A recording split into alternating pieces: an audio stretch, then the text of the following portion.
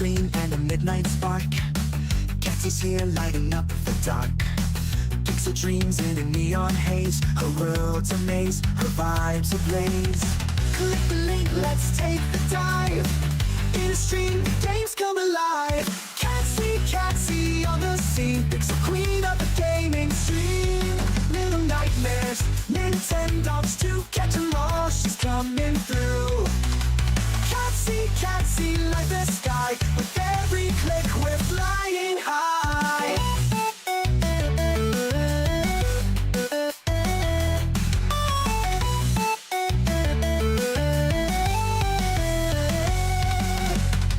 Chasing shadows in a twisted land. Tiny heroes with a guiding hand. Puppy pals in a pixel park. The world's a spark, she leaves her mark. Pokeballs flying side by side. In a chat, the fans collide. Catsy on the scene, pixel queen of the gaming stream. Little nightmares, Nintendogs to catch 'em all, she's coming through. Catsy, like the sky, with every click we're flying high.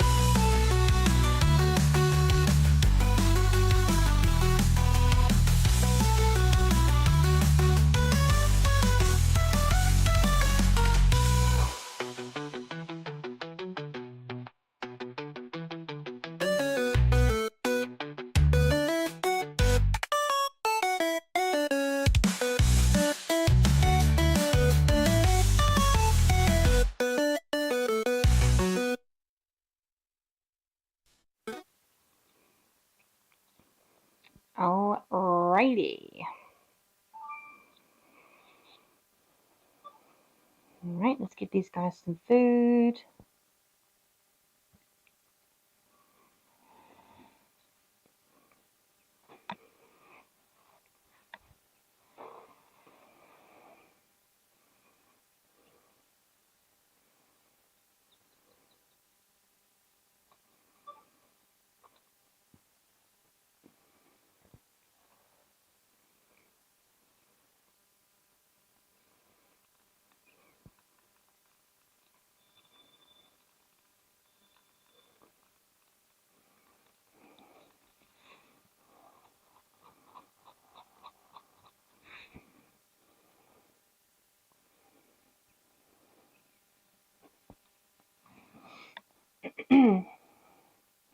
Oh, Apollo, hello, welcome in. How are you doing today? It's good to see you. How's the day going? Yeah, I was feeling a little bit sad earlier, so I thought, you know what, I'm going to do a stream today, and I hope that it helps me to feel a bit better. So, Isabel, I'm going to go. Good girl. So turn around, honey. Good job. I don't know. It's just I don't know what it is specifically. I mean, I didn't really have a very good sleep last night. I sort of had to keep on waking up throughout the night. Mostly because I needed a wee.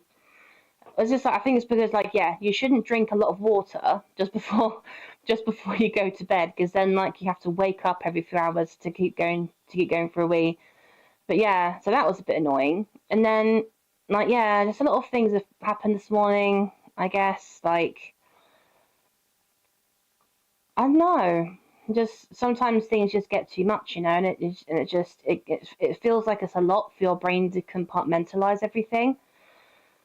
Because now we're in the process of contacting some solicitors to see if we can get this place sold and stuff. And yeah, that's a scary process in itself, to be perfectly honest. And then I had a email come through from someone to be like, oh yeah, you need to complete this form and that form, and I'm like, I would have done, but the form is written out in Japanese for some reason, or Chinese, and that's not helpful. It needs to be written out in English, and I can't understand the form. I need to be able to understand it if I'm gonna sign it and then and then send it off type thing. So I said to her, like, otherwise I would have signed it by now, sort of thing. So, and then my mental health support worker messaged and was like, oh, I can't talk to you this week because I'm on annual leave, or we can talk next week. And it's just like, damn, you know, there's just a lot of stuff going on at the moment. It's just a lot to get my head around. So, yeah, it's getting to be a teeny bit stressful. So you have a lot on your mind. Damn. Yeah, and that's exactly. I don't sort of like typically let it affect me day to day. Hendrix. But today, I don't know why today it just seems to be getting to me today more than usual. Uh, yeah, I don't know. Just hope the stream can distract you a bit from things. Yeah, I'm hoping that too. I'm hoping that too. And yeah, it just seems to be an awful lot of stuff. I do find it annoying that at the moment I've only got like 2 days worth of uni classes. I kind of feel like if I was going to be at uni, maybe a couple more days a week, it would be different. I could then like put my mind towards more uni stuff than just being at home and being kind of bored and not knowing what to do. That's why these streams are so important to me. It's because like they really help me to connect with you guys, and they help me to like have a nice distraction and to have a bit of fun and to bring out about a bit of happiness and you know that sort of thing. It helps me to yeah, it helps me to really get into more of a positive mindset. So that's why I tend to do at least one stream every day, especially now that the internet's back up and running. Yes, is a Princess Isabel. What can I do? What can I do for you? Why are you yapping at me? What's going on? Oh, thanks for showing me your butt. Really appreciate that. So last time we're doing well with training these guys up.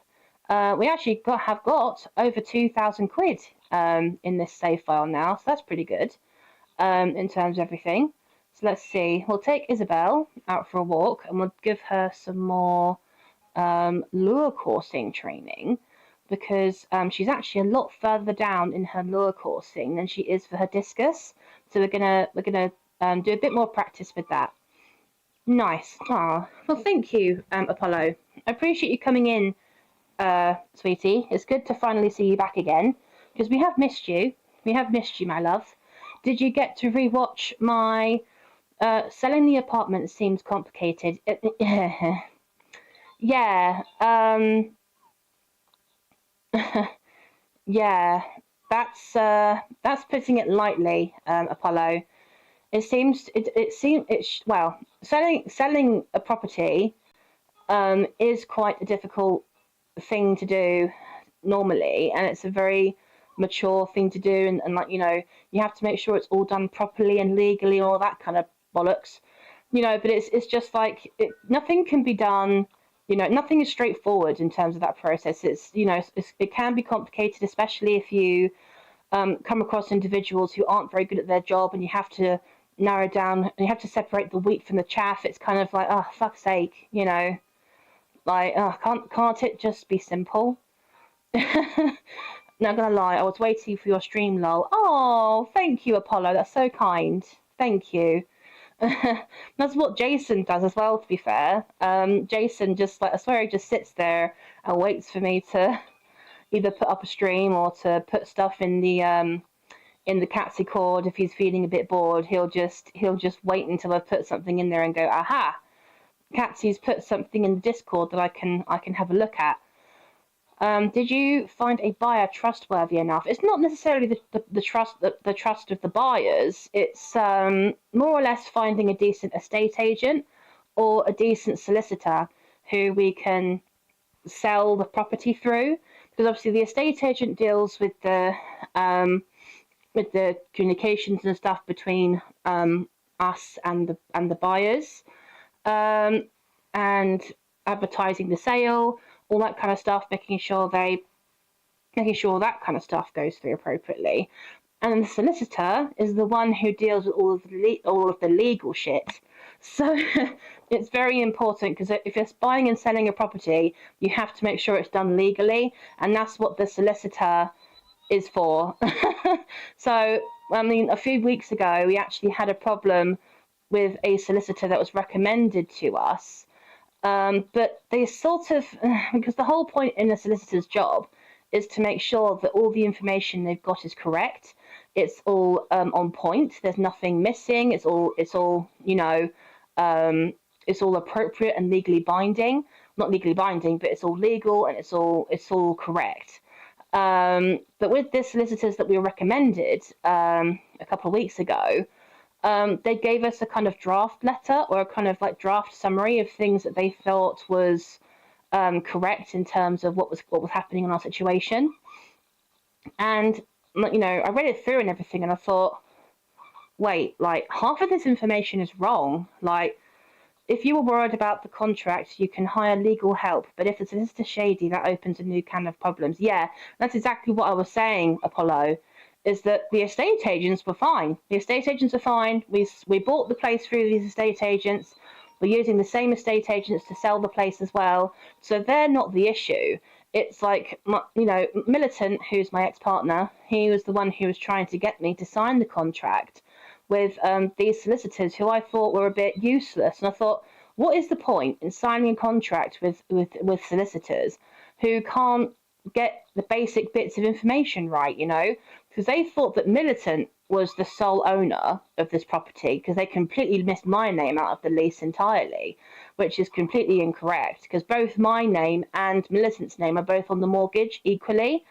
So we both are joint owners of this property. So the fact that they missed out my name off the letter, that is wrong. They shouldn't, which is something that they shouldn't get wrong, because that should already be on the mortgage agreement. And then they also were under the impression that we were buying the place rather than selling it. And I was just like, what the heck? And I was like, where are they getting this information from? And then they also got a couple of legislation dates wrong as well, which I was a bit like, huh? Like, that's not right. And I'm just like, these guys are meant to be solicitors. We're meant to be paying them to make sure they're gathering the right amount of information. That is literally their job. That is what they're supposed to be paid to do. And they were just like, oh no, and the only reason why they changed the information initially is because Militant contacted them and said, yo guys, like half this information is wrong. So they were like, oh, okay, because they didn't even realize it was wrong before before Militant then got back to them and said, what, yo guys, like, you need to correct this. This is, half of this stuff is wrong. And they were like, oh, apologies. We'll correct it and get back to you, sort of thing. So they didn't even realize it was wrong until we corrected them. Hello, Mystery. So good to see you, Sweet Pea. Welcome on in. We're just training up Isabel right now to be a bit better with her lure coursing. She's doing well. But I'm just having a bit of a natter with Apollo, because he's asked me how things are going, and I'm just sort of trying to explain it to him without trying to give out too much personal details. But yeah, and then but Militant was like, oh no, we need to sign the contract with these solicitors because we're running out of time to be able to sell the property. And it's just like, well, I'm in no rush to sell this place, but I want to make sure that it's sold properly. I want to make sure that it's done properly and legally, and if we're going with solicitors that clearly don't know how to do their job, then that's going to be a major issue. I don't want things to come about where it's going to cause problems later on down the line. I said to him, I don't feel comfortable signing a contract with these solicitors that clearly don't know how to do their job. Why is he in such a rush? Is the property value decreasing? No, I wouldn't say it's decreasing. And to be perfectly honest, Apollo, I don't know why he is in that much of a rush. Splat! Hello, Sweet Pea. Welcome into the stream. It's good to see you. God, jump scare. Welcome in, sweetheart. It's good to see you. But yeah, no, I don't know why he's in such a rush, Apollo. It's a good question. I mean, he has been spending the majority of his time at his parents'. So he goes there between Monday to Friday, and then he comes to stay here for a couple of nights of the weekend, and then he leaves again. But because he's spending like 90% of the time at his parents, obviously, naturally, they're asking him to pay keep so that to stay under their roof, because nobody gets to live anywhere for free. Naturally, it's their home. He should pay his way, which is totally fine. But they've said for him to do that after the new year. So I'm like, okay, but there's no guarantee that this sale is gonna is going to be done before the new year. Sometimes the sale of the flat can take at least 3 months, and that's if everything goes smoothly. Like you have to. I said, like, it's even if we are going by your logic, this place is not going to be sold before Christmas. That's ridiculous. Like that would just be, that would be insane. Even if we signed the contract today, it would still not be sold by Christmas. That would be nuts. So, and I said to him, yeah, even based on that logic, I still don't understand why you're in such a rush to make sure that the property is sold, like this, that, and the other, especially if you're encouraging me to sign a contract with these solicitors that are clearly useless. So anyway, so he got a recommendation from somebody. I think it was somebody from his work, because I said to him, I said, why don't you see if you can get some help and support from the solicitors that you bloody work with? I said to him, you're an accountant. Surely you deal with solicitors on a daily basis. Like, surely you should be able to get a recommendation from somebody at work. And if they're not somebody who typically deals with property, then maybe they can refer you to somebody who is. Or maybe one of your colleagues can do that, or maybe your boss can do that. There has to be somebody at work who knows other solicitors who can do their job and do it well. Who, what, and when. If you want to understand, Splat, go back, rewind the stream a little bit, and then go back. I'm just explaining this stuff to Apollo. But yeah, rewind the stream a little bit and see. But it's just like, it's frustrating. And then this morning, he sent me through the quote from the solicitors to say how much everything's going to be, and what they're going to do for us. And it's kind of like, whoa, like sometimes it just gets too much, and like I need to sort of like, I don't know. I know that it's all necessary to make sure that the sale of the flat goes through, but it's very difficult. It's going to be very difficult. I know this needs to happen and it needs to be done, and I have to be brave about it and just like suck it up and deal with it. But yeah, it's incredibly hard. It's incredibly hard. Yeah. In short, Catsy has a lot on her mind, and I'm trying to make things better regarding the apartment. Oh, thank you, Apollo. Well, I gotta go. Forever 38 degrees Celsius. Fuck me! Oh my God, Splat is being cooked alive right now in the UAE. Oh my God, dude. Make sure you stay hydrated. Make sure you stay hydrated, Splat. That is the top priority. Stay hydrated. Make sure you stay in cool, shaded areas, and maybe even bring a fan with you. And wear light colours as well. Wear light, bright colours.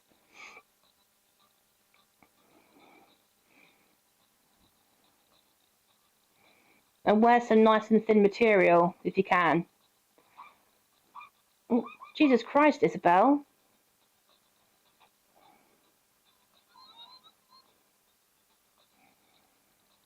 I have a fever. Oh, that's your... What? That's your fever temperature? Oh my God, I didn't know you were unwell. Oh, sweetie, I'm so sorry. Oh, I'm so sorry. I didn't know that was... I thought you were saying that in the UAE right now it's 38 degrees. Oh, you've got a fever of... Oh, darling, you got a temperature. Oh, honey, I'm so sorry.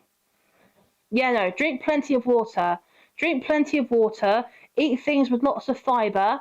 And stock up on those carbohydrates. Your body will need those carbohydrates. And, maybe even have a nice hot drink. Have a nice hot drink, or maybe a cool drink to cool yourself down, or get yourself a cold, wet flannel and put it on your face or something, just to bring your temperature down a little bit. Oh, sweetie, I'm so sorry. I hope you feel better soon.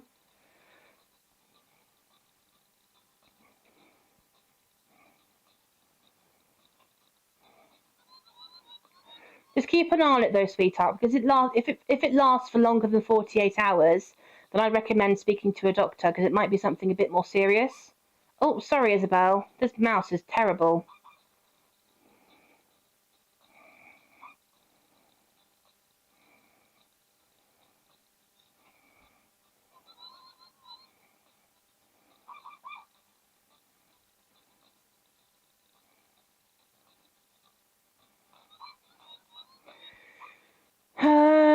you got any? Yeah, no, my mum didn't buy any. They are on a trip. Oh, oh.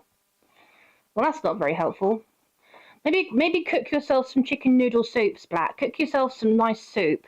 Cook yourself a soup or a stew or something warming that will, maybe your sinuses a little bit. It'll maybe open up your throat a little bit, and then maybe you get a cold flannel or something, or maybe some ice or an ice pack, and put it on your head, so your head can relieve a bit of pressure, and then when you're eating the hot meal, your throat can then. Ducko! Oh my God! Hello, welcome in. How are you doing today? Oh, guys, yes. Can we welcome in Ducko? Oh, it's good to see you, my dude. Welcome on in.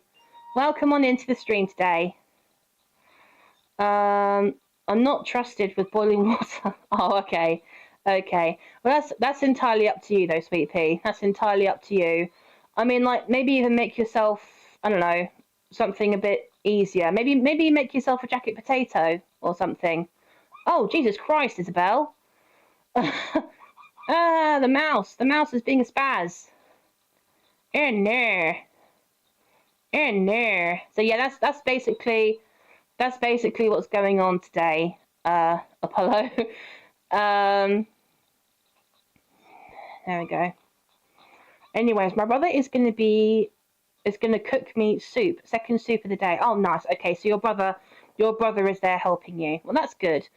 At least you've got someone there who can look after you and is there with you. So that's good. That is very good.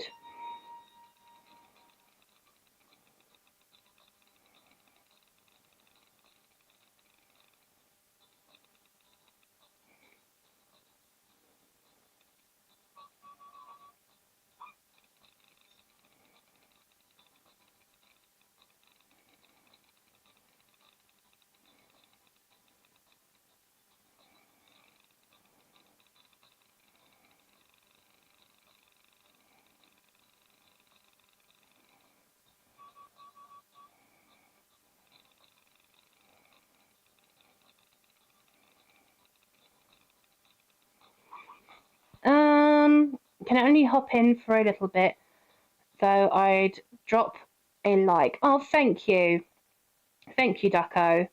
Phone is dying. Gotta go. Oh yeah, plug that phone in, Mystery. Plug that phone in, my friend. Taylor, hello, sweetheart. Welcome into the stream. Oh, so many lovely people coming in this morning. Oh, sorry, this afternoon, I should say. Welcome on in, guys.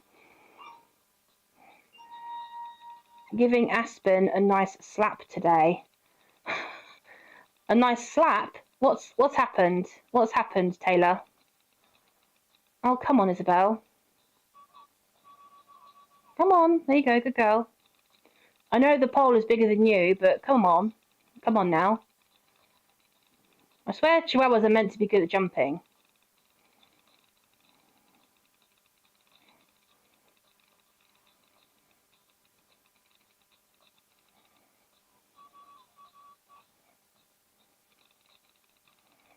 What do you mean he ripped your bra?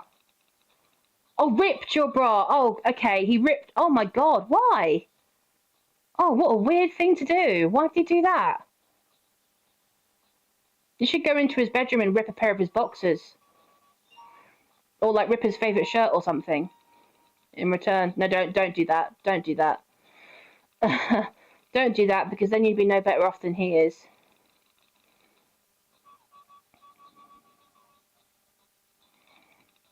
Oh, I'm so sorry, but legit, if he's done that, your parents should get him to pay money towards getting you a new bra.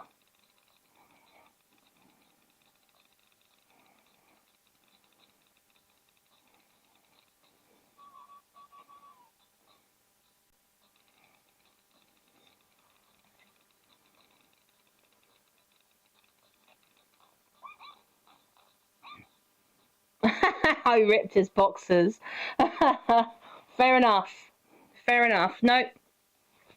If he's going to destroy one part of your underwear, then you can destroy one part of his underwear. It's a two-way street. Oh wow.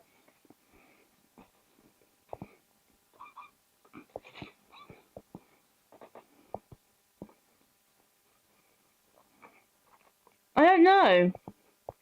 I don't know, Apollo.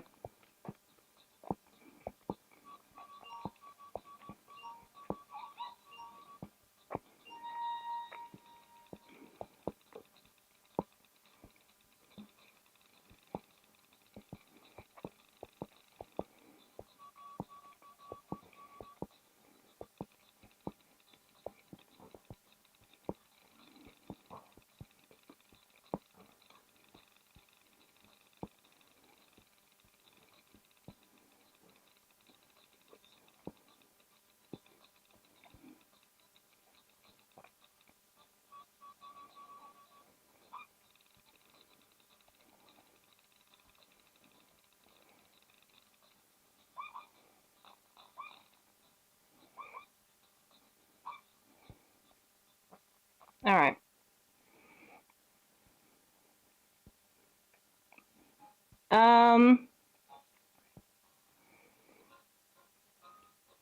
I don't really know what you're referring to there, Taylor. Come on, Isabel. Good girl. Come on, you. Stop sniffing the pavement.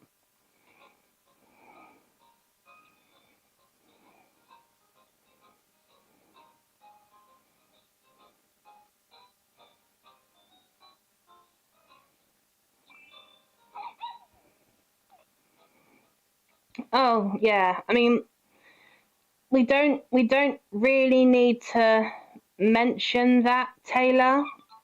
I think that's a little bit too far. Yeah, we don't need to start talking about your brother's area in the chat. All right, so I'm gonna remove that. Okay, because that's not really something that we should be talking about. Okay, I get it. You yeah. Oh, even if it's your boyfriend. Sorry, I thought it was your brother. Even if it's your boyfriend, yeah, we still don't talk about other people's, private things in the chat, okay? That's not something that we do.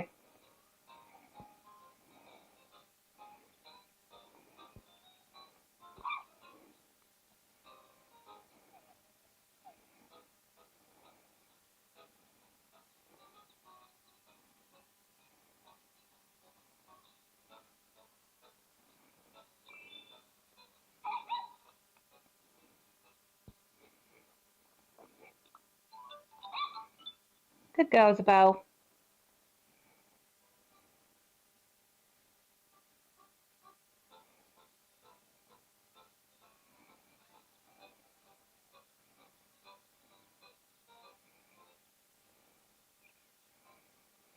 Yay!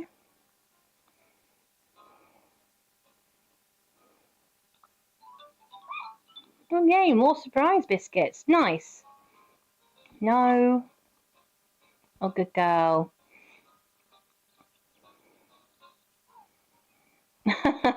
you pressed spacebar and closed Google Chrome. Yeah.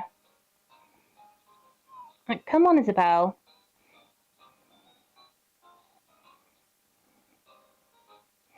Come on. Good girl. Gonna go for a poop, go for a poop. There you go. Honestly. Good girl. Come on then, because you're fairly well trained, Isabel. You're definitely one of my better well trained dogs.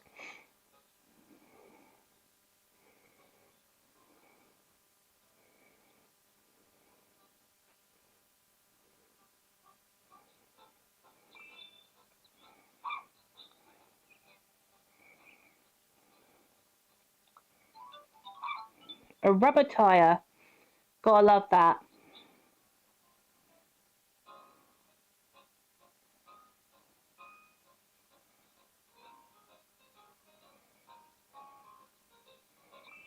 Yay! Oh, she's so good at the cones. She is so good at the cones. Well done, Isabel.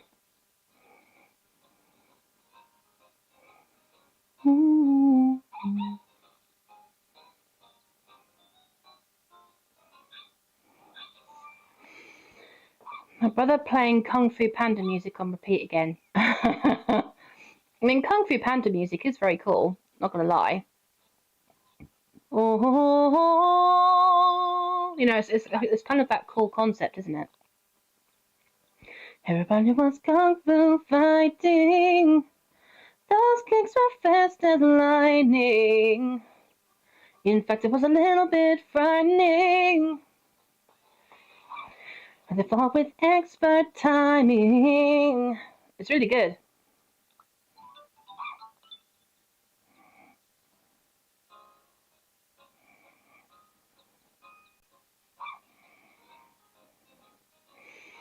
I like it that he's also playing a game that's about cars for 3 hours. Huh, interesting. I mean, like, props to him. It seems like he's a dude, like your brother. It seems like he's a dude that knows what he wants. So, you know, he knows what he likes, which is good. Which is good. So, like, if those things make him happy and that kind of stuff, then that's all that really matters, really, to be honest. So, okay. Let's take Bobbin for a walk now.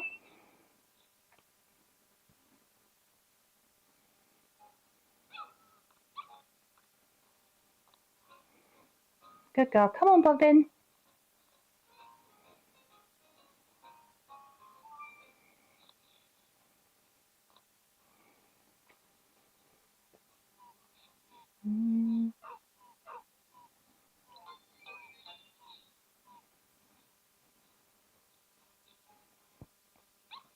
He said that he would learn the Uruguay Ascend part on the flute. Nice. Oh yeah, we need to go to the cafe. Let's get you the strawberry shortcake. Why not?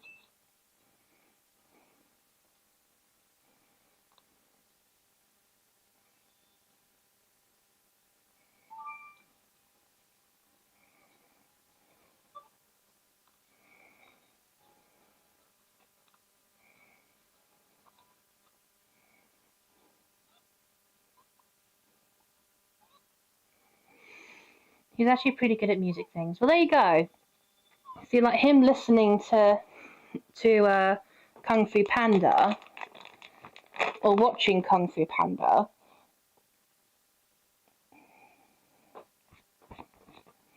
has actually encouraged him to get better at his music. So there's definitely a silver lining there, Apollo, for real. So that's why people should be allowed to express themselves and to. Oh, you're back. Welcome back, Splat.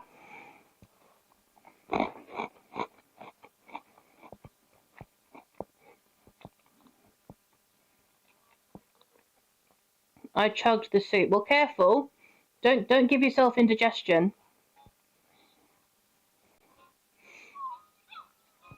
I know you want to watch the stream, Splat, but please just keep yourself as a top priority, my friend. Take care of yourself because you're not 100% at the moment.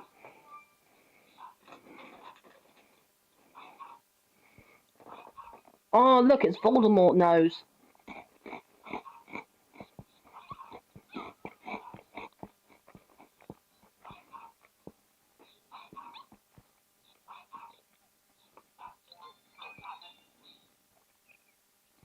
Oh, wow, she actually made friends with Rover. Damn. Okay. Well done, Bobbin. Whenever I join the stream, you guys are talking about stuff that I don't understand. That's why you should join in the stream when we first start, Splat, so you don't miss out on any of these things. You know? That's the whole thing.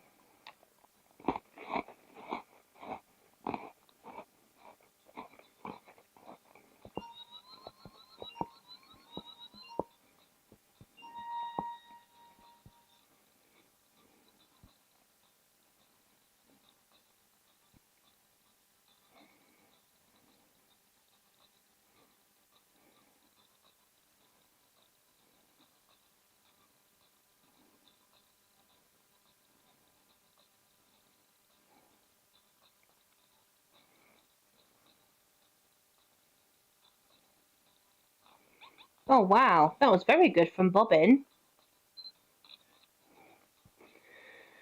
Let's blame my delayed notifications. My brother is playing Kung Fu Panda music on repeat and learning it on the flute. Oh, so that's why playing it on repeat, because he wants to learn it on the flute. Oh, but you didn't say that, Apollo. That makes sense. That actually makes a lot more sense. That's good though. That's good that he's like picking up a new hobby. That's really good. Like, he's clearly passionate about it and wants to do well. So, yeah, no, that's very good, Apollo. That's very good. If he was my brother, I'd be proud of that.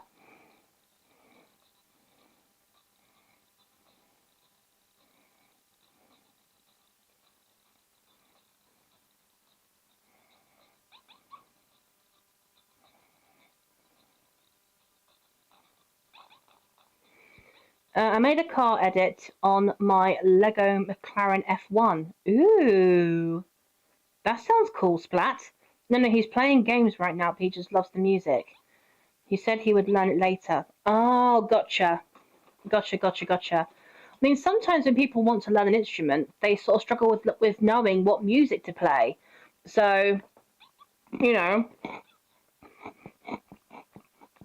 with him listening to that music and familiarizing himself with it, he's then going to be able to want to learn it more when he then goes to learn it on the instrument. It's good motivation.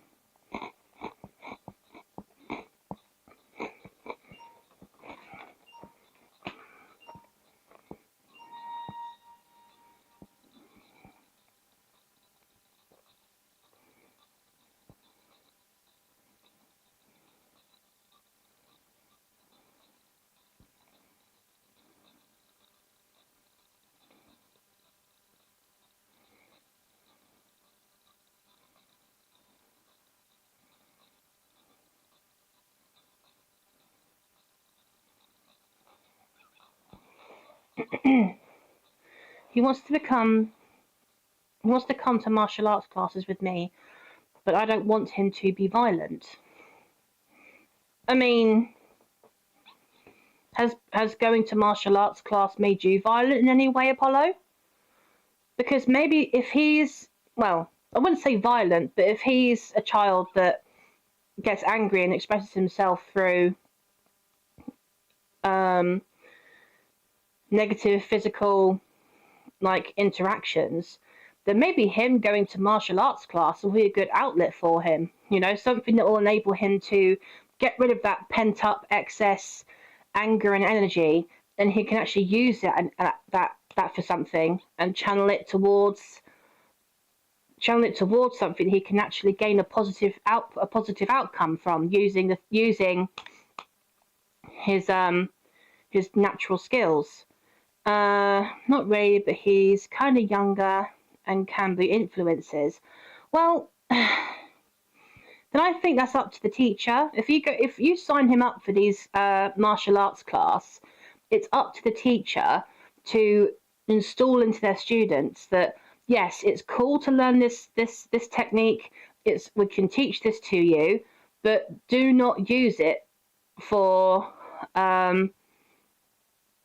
for negative means. Do not use it.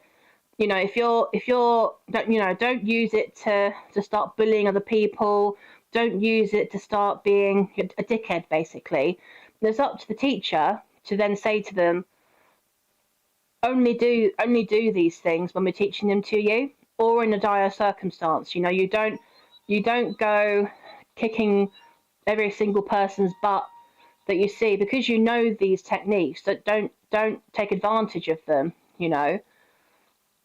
They're there to be taught to them in a controlled and expert way from these teachers, and it's up to the teacher to explain to the student that we can teach you these things, but you have to be responsible with how you use these techniques. So it'll be up to the teacher to explain that to your brother. And he should be of an age where he should understand that concept. Let's not talk about the girls that came to me for my impressive talent. What? I'm considering it, but for now, the punching bag is getting one punch man punched. Wow. If you don't mind me asking, how old is he? The thing is, mine's more for adults and champions, small, so I think at least the basics I can help him with. So I don't really want to discuss it here, but if you want, I'll message you. Yeah. Try not to share people's age in the chat, especially if they're under the age of 13. So if they're under the age of being allowed to have Discord, you know, or especially if it's about other people, then, you know, don't share it. If it's your own age and you want to put that in the chat, that's totally fine. That's entirely up to you. But don't share any information about other people in the chat. If it's your own information, then go for it.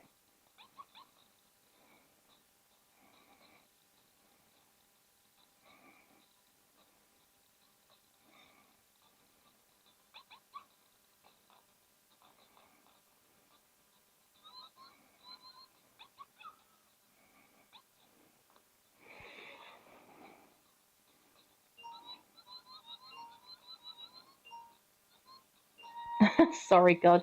No, it's fine. We don't use the S word here, Apollo. We don't use the S word. Stop it now.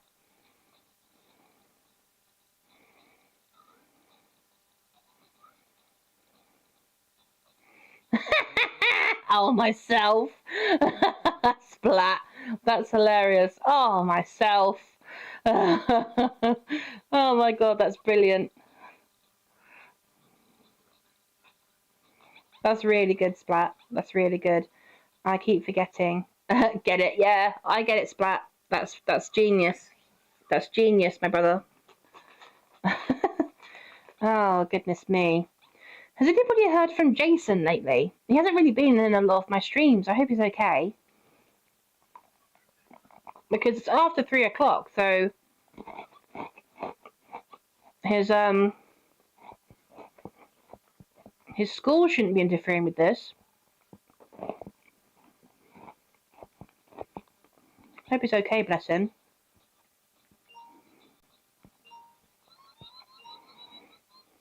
And that's what I said, but school in the UK finishes at 3 o'clock.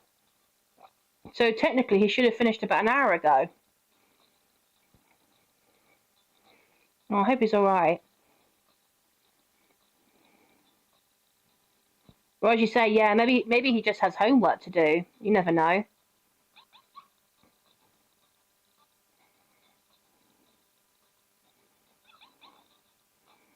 Well, that was a good one. Well done, Bobbin. Let me just make it a bit faster. We could switch to the bananas instead. That reminds me when in an Avengers show, instead of Thor saying Odin's beard, Odin says my beard. Yeah.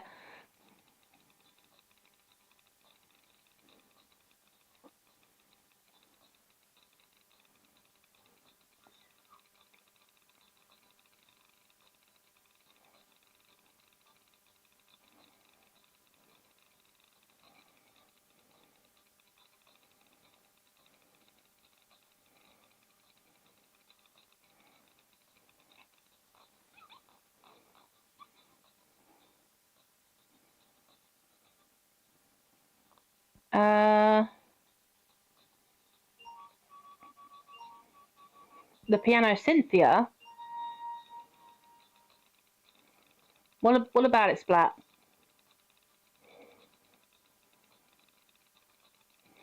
Jason, there he is. Oh, my love, we were worried about you. We thought you weren't going to come in again today. Are you okay? No. That's Apollo. That's Apollo. Darkness. That's Apollo. Instrument. I tried to play Cynthia theme on piano last year. Oh, but surely that's like an incredibly difficult song to play on the piano. Oh, wow.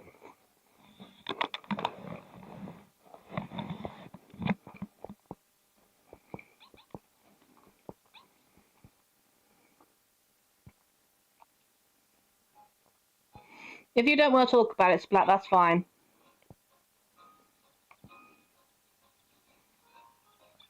Yeah, no, Apollo. Jason knows who you are.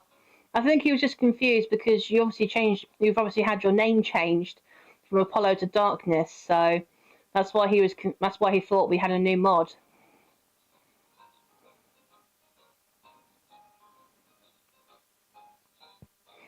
I'm good. Was just distracted building in a cave on Minecraft and just listening to Smallent vids in the background. Oh, fair enough. I'm not really sure what Smallent is.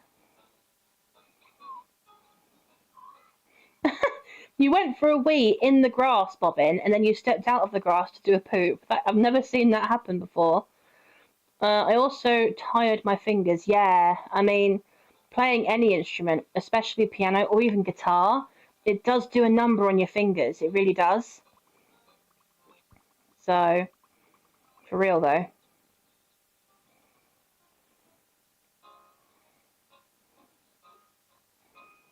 But how was school today, Jason?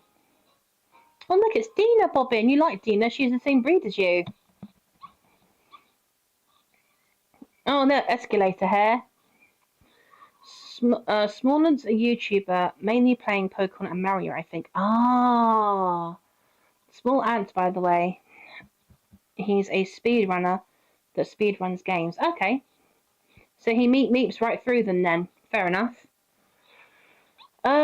He speedran Mario Odyssey 10 times. Oh my god. School was fun. Just one of my favourite lessons. Hell yeah. Hell yeah. And pencils. Don't forget about the pencils. The pencils? What did you do with the... I skipped school. I mean, I don't blame you, Splat. Based on how badly your teachers have been treating you lately, I really don't blame you. I kind of feel like you should go to a different school, sweetheart. A school that has better teachers, to be perfectly frank. I feel like your parents should take you out of that school and maybe either homeschool you or maybe put you into a new school that actually has teachers that give a shit about their kids, you know? Because, like, that school that you're going to, sweetheart, it's clearly shit. So, clearly a rubbish school. I speedran Mario Odyssey twice. Oh, wow. No way, Splat. Did you actually? Dang, dude. That's insane. Oh, good job, Bobbin. He speedran sharpening pencils. Oh, I see what you mean. Okay. There you go, Bobbin. Well, I can drop out right now because of art school. Oh, yeah, you technically still do go to school, don't you? Going to art school. It's like, as long as you still go to a school, then yeah. So maybe you don't necessarily need to stay at that mainstream school then, Splat. If you're still going to art school, which still counts as you getting an education, then you don't need to go to mainstream school. You can just stick to art school, you know, and actually focus on the thing that you're very passionate about, like rather than having to subject yourself to mainstream learning in a shitty school. Just focus on the subject that you're passionate about and that you love, and it makes you happy, especially if the teachers are going to treat you like crap for no reason. All right, let's get some more supplies. We need to get some water for them. No, we've got enough water. I might get 20 bottles of water.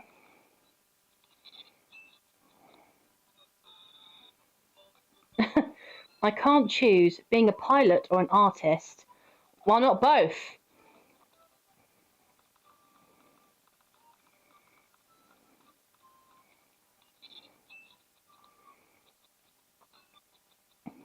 That's still fine. I get some.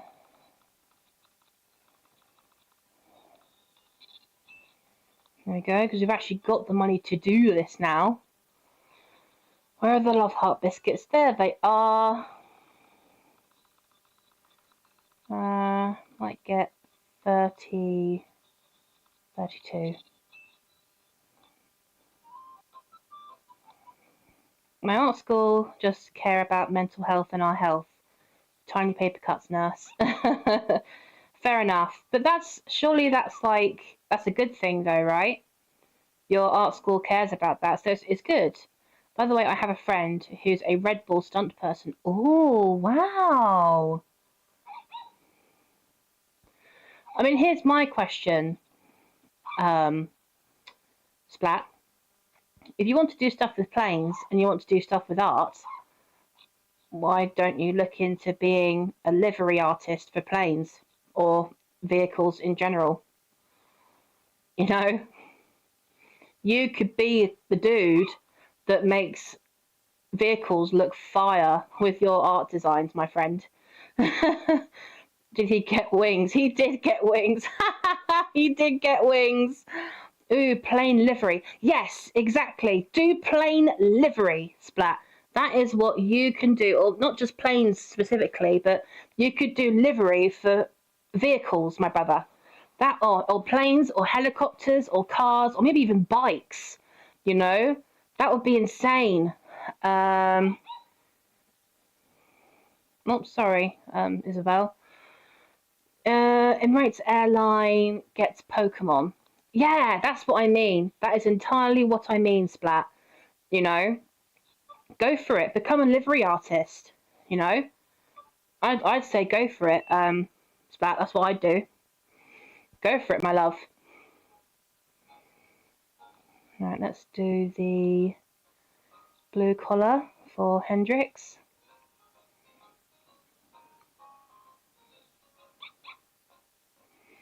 Emirate's gonna have 1,000,000 more star points now. Hell yeah. Hell yeah. I'd be a livery artist and ground crew. Yes! Yes, Splat! Oh my god, dude. I can see you, you know. I can see you, Splat, running your own livery business where people take their vehicles or their whatever they are and they come to your workshop and you pimp them out and make them look badass with your art designs, my brother. I can see that happening for you. That would be styling, my friend. You would be rolling in the dough, trust me. With your art skills and everything and your imagination and your knowledge of vehicles in general and planes and such, you would make a mint, my brother. You would be rolling in the money for real. And you'd be enjoying yourself. It would be super duper fun, you know. All of that good stuff, Splat. All of that good stuff.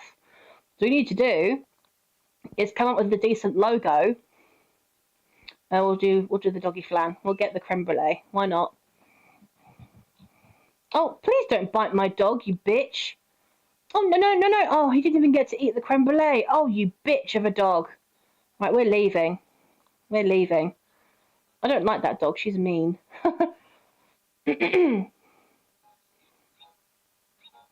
No, we're not eating that. Oh, Jason, look who it is. Look who it is, Jason. Oh, look who it is.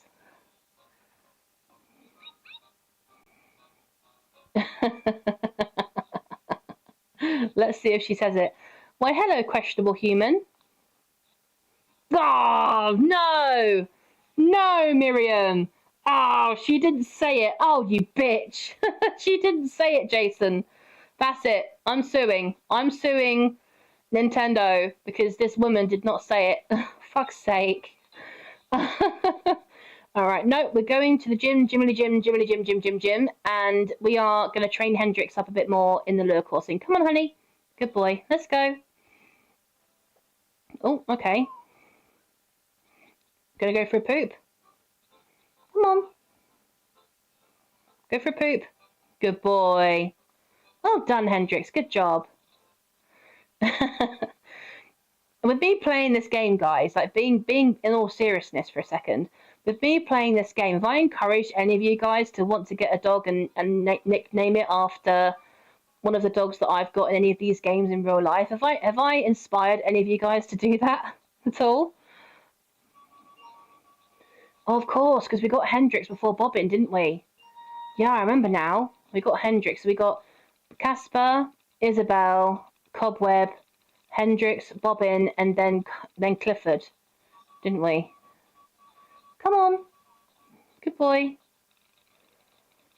Because Casper was the OG. He was the first dog we ever got in the series.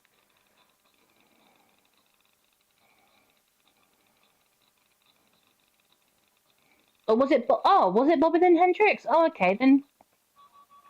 How come Hendrix is a higher up level in the lure coursing than Bobbin is? I don't understand. Unless we decided to get Bobbin to be good at the frisbee and Hendrix to be good at the lure coursing instead, then supposedly. But I don't know. Interesting. I'm getting another dog soon. Oh, Apollo. Apollo. Is it like going to be your dog, or is it going to be like the family dog, or when you're going to get it? Is it for Christmas? Oh, that's so exciting.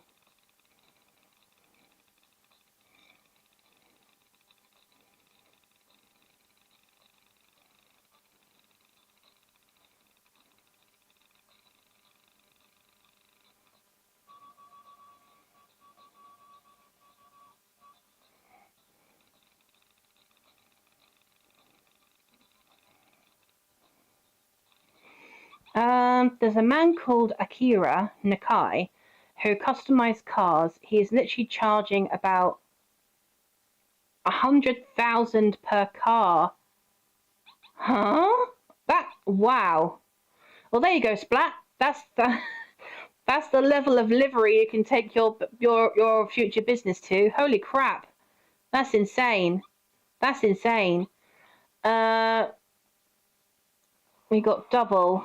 No shit's picking up. I'm getting another dot. Yeah, Bobbin, then Hendrix. You used Hendrix for lure coursing and Bobbin for disc. Oh, okay. Well, that makes more sense. That makes more sense. Family boy, you know for your family. I already have two. Just got a message from Mum. She's pregnant again. I don't know if I should be happy or sad. Well, sure. Oh my God, that's a good thing, Splat. Surely that's a good thing, right? Oh, surely that's a really good thing.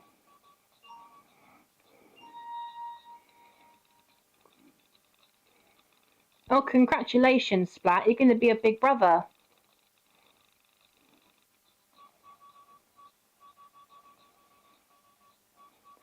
Hello, Sean. Welcome into the stream, my dude. I haven't seen you in ages. How are you doodling today? Welcome on in.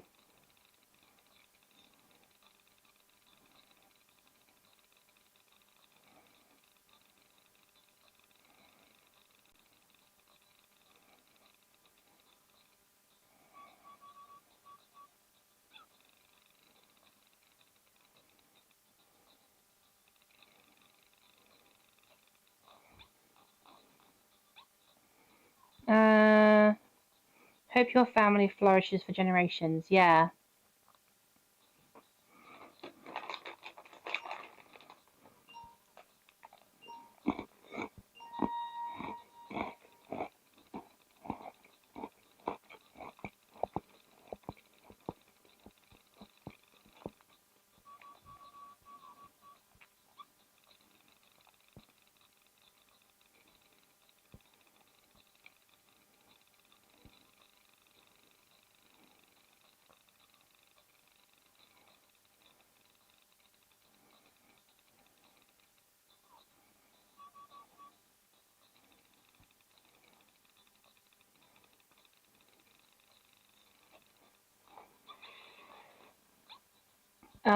Big Brother dream ended after 3 months. Hopefully we hit 9 months then, baby, or maybe early. Oh, I hope. Yeah. Oh, sweetheart. I really hope this ends up working out for you, sweetheart. I really do. Because, yeah, what happened the last time, what your mum went through, yeah. Oh, wow. And then what's happened recently, yeah. Oh, sweetheart.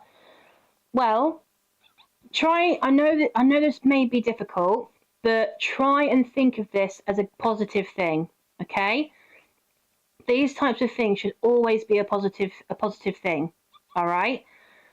You know, have positive vibes, Splat. Positive vibes. Think happy thoughts, you know, and hope that it goes well, you know, and you know, because honestly, honestly, Splat, that is really good news. I know it's a little bit of a strange timing because of everything that's happened, but this is good news, Splat, okay? This is good news, Sweet Pea, and I know you're going to be an amazing big brother. I know you are.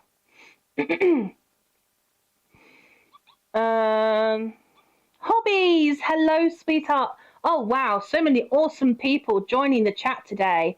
Hello, guys, it's good to see you all. Welcome in, Hobbies. The big woolly mammoth, back to you. How are you doing this morning, my love? How's things? How's things this morning? Are you feeling a bit better now?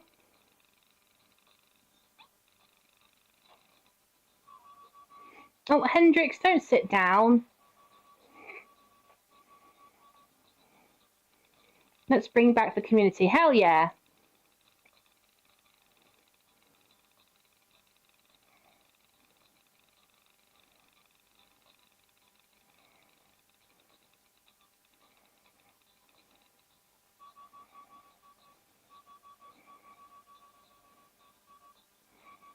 Oh yeah, because, you know, just stand there and stare at it, Hendrix. That's great. Oh, you funny dog. You funny dog.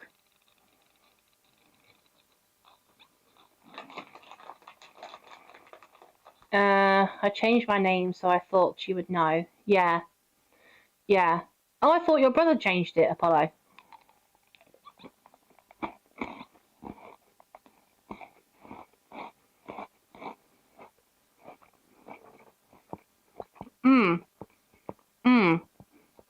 Yeah. Yeah. I recommend that, Splat. I recommend it, sweetheart. You know?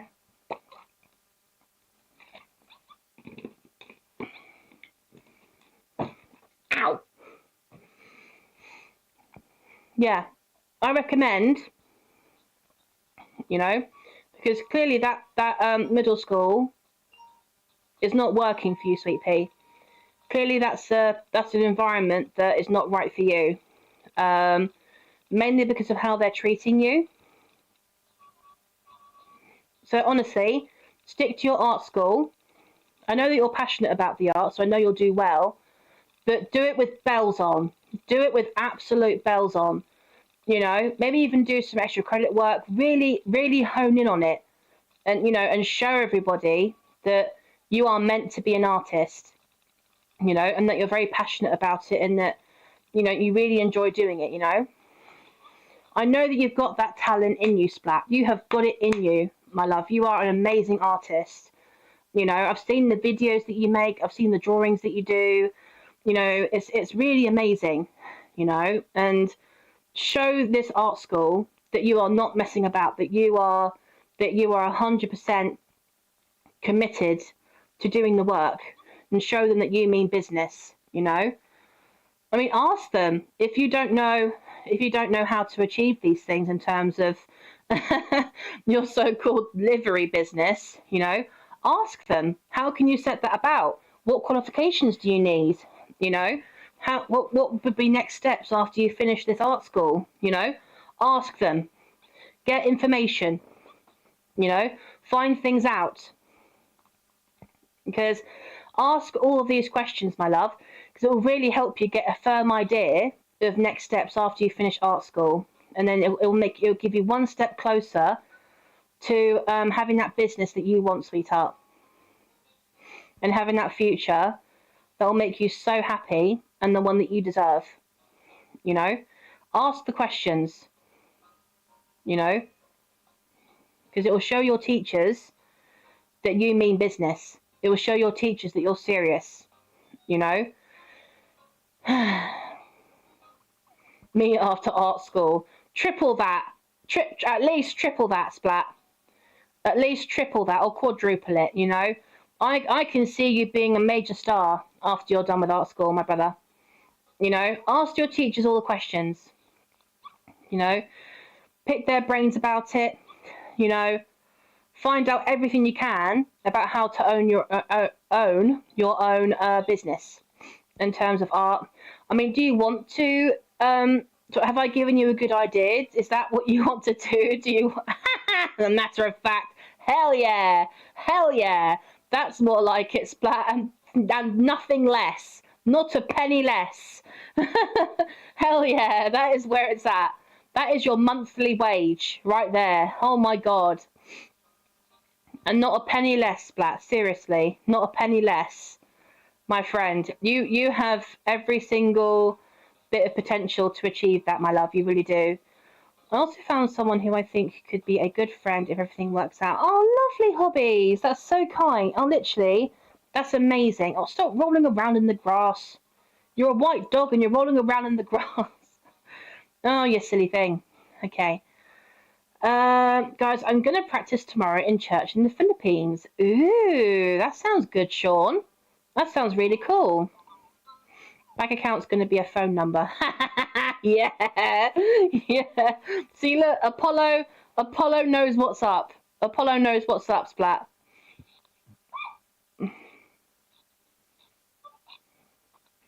I mean, like, how popular is livery and that kind of stuff? How high of a demand is that in the UAE? How high demand is that in there? Because you'd need to potentially set up shop in a place where you know you'd get lots of customers and you know that you earn a lot of money from it. KitKat, is that a new dog? What's his name? Oh, well, in this one, how long have you not been watching, Sean? Because everyone who's been in the community for a while knows about all of these guys. And so hold on, let me go into the dog hotel real quick. So I'll quickly show you. No, I don't want to press that. So we have Isabel, Bobbin, and Hendrix in here at the moment because these guys still need to be trained up a bit. I mean, Isabel is very close to being at the same level as Casper, but she's not quite there yet, so she still has a little bit more work to do. Casper is the original dog that we got in here. He is the first ever dog that we ever bought. And then Cobweb is our little cat. We have her in here. She's the only cat that we've got. And last but not least, we have Clifford, who is one of our new doggos in here as well. But he's staying in the dog hotel for now until we can get Isabel up to the same level as Casper, so then we can focus on these guys, you know. So we're focusing on the guys that are in the room at the moment and all that kind of stuff. And then when Bobbin gets to the appropriate level, the same as Casper and Isabel, we'll then put Cobweb into the room so that we can give her a bit of love as well. So gotta go. I want to get rid of some stuff. No problem, hobbies. No problem. Well, thank you so much for coming in. I appreciate it, sweetie. Good luck with everything and let us know how it goes. If you need any help with anything, please let us know. All right? Such as... Wait. Many airlines need new liveries. Oh, wow. So you could potentially have your own business and partner up with local airlines. Splat. Yo. Splat would be rolling in the dough. Splat. Oh, my God. You would be rolling in the dough, my friend. Oh, mate. That would be insane. Such as Lufthansa, German airline, Ryanair European. Oh, yeah, I've heard of Ryanair. And Emirates. Oh, yo. Can you imagination this, Splat? Imagination this. You set up your livery business in the airport and you'll actually have partnerships and business partnerships with these amazingly big names, Splat. Oh my God, you'd be rolling in it. You would be rolling in it, Splat, for real. For real. And you'd have a good team behind you. Like, you know, if you start to earn money, you then have to hire people to help. Dude, you would be rolling in it. And then, like, oh my God, if you produce good work, they'll come back for more. Dude, honestly, that is where it's at. You setting up your livery business, that is where it's at. That is where it's at. Oh my God, and you should actually call it Splat. You should call it Splat. Name it after yourself. Name it after yourself. Splat. Splat's livery business. Oh my God, or livery Splat or something. Put Splat in the name somewhere because you're using paint, aren't you? You're painting these planes and so, and other vehicles. So That you should call it Splat because that's what paint does. And it's also your name, Splat Livery. Yes, exactly. Splat Livery. Oh my god, dude, you should come up with a logo. Splat, a drop from a dream. Oh, yo, that's such a good slogan. That is such a good slogan, Apollo. Oh my god, Splat, look at us coming up with business ideas for you. That's amazing. Splat is a insane RSW. Yeah, he really is. I'm going to make a logo right now. Go for it. Go for it, Splat. Make that logo. I can't wait to see it. I cannot wait to see it.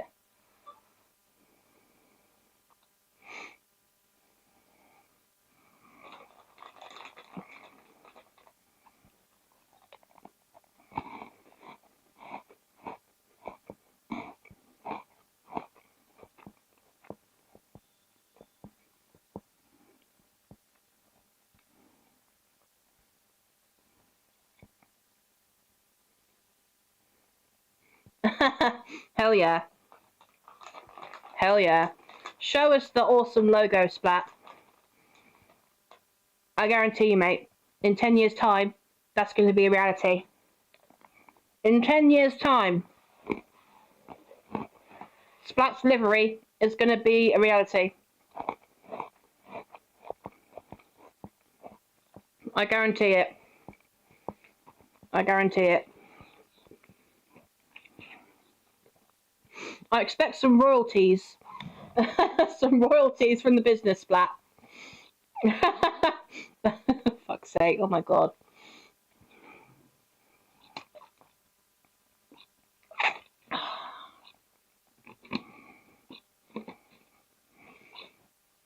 He's gonna change logo for $1. No. Can I get a discount? Yeah! Yeah! Look, Splat, you can get a discount, a 50% discount for his friends. Even though I'm sure, even with the discount, it's still going to be a lot of money. My lord. Oh my god, legit. When I set up my animal breeding business, Splat, when I set up my animal breeding business, we should collab, Splat. We should collaborate somehow, you know? Oh my god. We could potentially make or design pet carriers or something for the plane, you know? And then I could design them or something and make them look nice and aesthetic. And then I could send them over to you and you could then decorate them with your amazing artistic skills. And obviously put your logo on it as well. We could collaborate. We could collaborate. Oh, Splat! 99% discount. Oh, my brother, my friend. Oh, mio compadre. Yes. This is... Oh my god, this I love how passionately you're speaking about this, Splat. Generally, it fills me with such happiness to see how excited you are about this idea. Splat and Catsy collab. Oh yeah. Where's the contract? I'll sign it now. Give me the contract, Splat. I'll sign it. I signed it. I'll sign it 5 days ago. I'll sign it 5 days ago, Splat. Where is it? Come on now. Come on now. Where's the contract? I need this contract now. Come on now. I need it. Casually discussing $1 billion collab. Yeah. Oh, you. Oh, $1 billion. Oh, can you imagine seeing that number in your bank account, Splat? Oh my god. Look at what Sean has written there. That number in your bank account. Oh, that is a sexy number. That is a sexy number right there. You could live for 500 years and you'd still be able to live comfortably with that amount of money. My brother, I can see this for you. Can I get a 1%? Oh, Apollo wants in on the business deal. He wants a 1% earnings rate from the business. Oh. We could do this in the future. Hell yeah. Hell yeah. Where's the contract, Splat? Come on now. Show me this business contract. Come on now. Oh, look. Oh, we talk about it. Oh, yeah. We talk about it, and Bobbin wins her first amateur class Log coursing. Yes. Yes, Bobbin. Oh, if that's not a sign to give this a go, Splat, I don't know what is. Yo, yes, Bobbin. Yes, bringing it home for us. Yes, beautiful.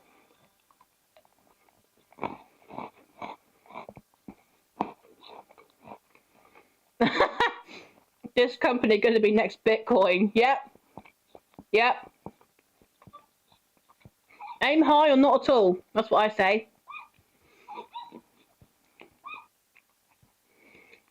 You get a 0.50. Oh, Splat. Come on. Come on now. Come on now. Wait, is that my percent or is that Apollo's percent? Because what would you, Apollo? You can't demand you can't demand a section of the royalties for the business unless you're actually contributing something. Then maybe he can give you maybe 2%, 2% of the business. You know? Because yeah, Splat. What if Apollo actually contributes something towards the business? Would he then get more of a percent? Would that be fair? Would that be fair to assume that at all? Hold up, it was a joke. You think I would ask for anything? Well, to be perfectly frank, Apollo, I'm not joking. I'll do it for free. Oh, bless you. Bless you. If he does 30... Oh! Oh! Apollo! 30% if you contribute towards the business, my brother. That is a no fucking brainer. Oh, mate. Yo, 30% of 100 billion? Oh, apparently, according to Sean. Oh my God. No, but cool friends discount. Yeah. Woo! Yeah. Oh no, we could just come in and get our livery done free of charge because we're business partners with Splat. I finished the logo. Oh, show it to me, my brother. Show it to me. I need to see this. Future in the making. Future in the making, Splat. I need to see this. Put it in the Catsy cord right now. I need to see it. Media share. Oh, I'm looking at it now.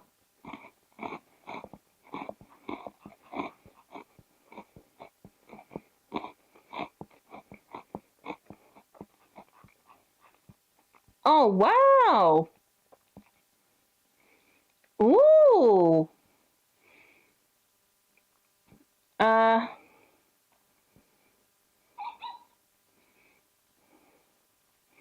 Wow, that's interesting. Okay.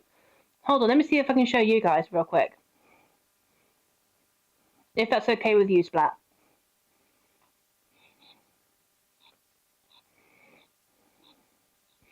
Oh God, it's a little bit.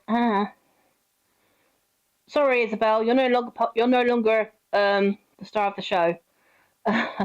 This is what Splat's thinking in terms of his business logo.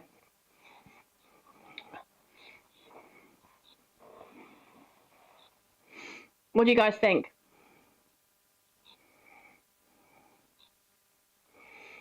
What do you guys think? Please ignore the idiot dog in the background. We were discussing Splat's phone number. No, in the future. Hell yeah. Hell yeah. I like that Splat. It's simple yet very effective, kind of aesthetically pleasing. What I would actually recommend, Splat, could you put an aeroplane in there? Or something that's meant to symbolize an aeroplane. That it's quite simple, but it's very effective. And if it gets us to be as well known as I know it's going to be, Splat, people will look at that and go, "Oh yeah, that's Splat livery, for sure. That's Splat livery." Aeroplane. Wait 4 seconds. 1, 2, 3, 4. Right, where's my plane? Where's my plane?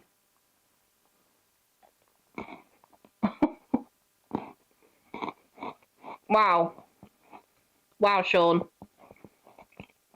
I don't think that amount of money exists in the whole world, mate. But yeah, either think big or either go big or go home.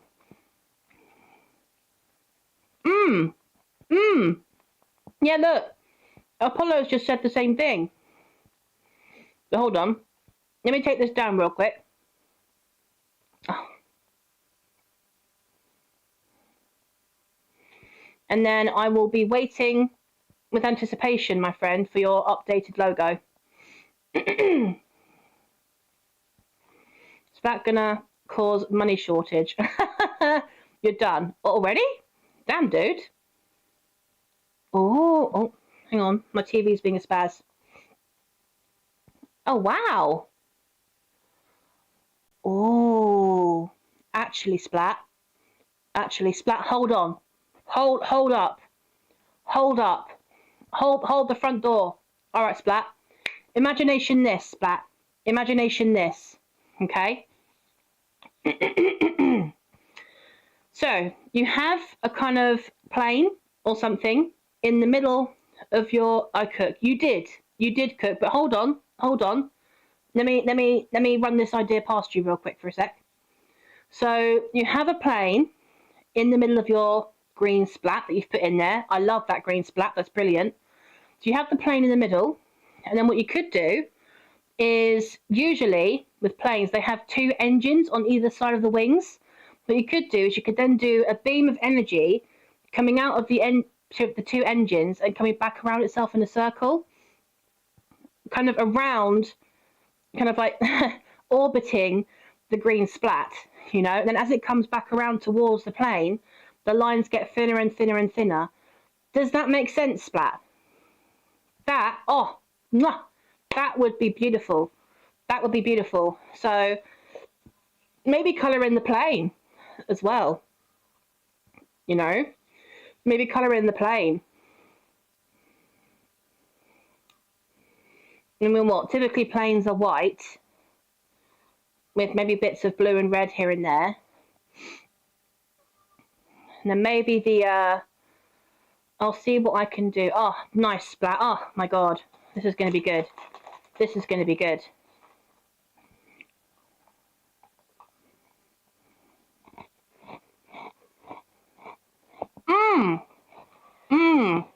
Yes, look, Splat. Apollo's just made a valid point. Wait, that could symbolise that his work goes around the world. Yeah! Woo! Yeah! Uh-huh. I love that. Sean. Oh my God. Nah. I'm carrying on with this Nintendogs games. This Nintendogs game, Apollo. It's giving us clutch ideas that we wouldn't normally have. Oh my God. Nah, we're continuing on with this shit. All right. Just over 2,000 quid. That's really cool. Competitions. We'll do one with Hendrix as well. Lure coursing. Pro Cup. Hell yeah.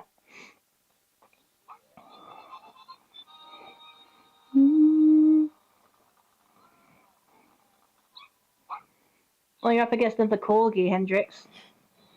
No pressure or anything.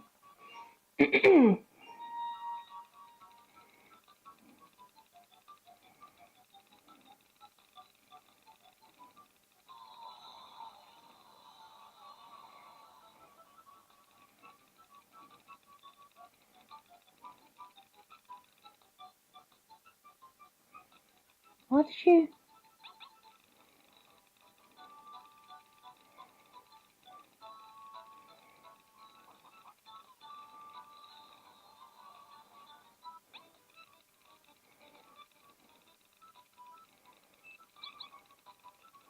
Huh, that was weird.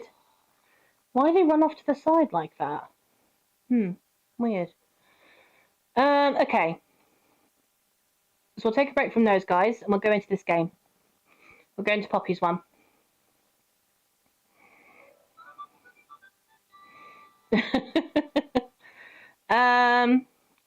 I couldn't do it. Ah, never mind. Never mind, Splat.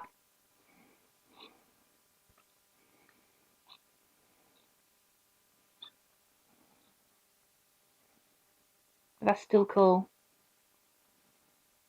Actually, what you've done there, Splat, in the picture that you showed to me. So hold on, let me show this to people real quick. Let me show this to people. All right. Hold up 2 seconds. Oh, for fun. So hold on a second.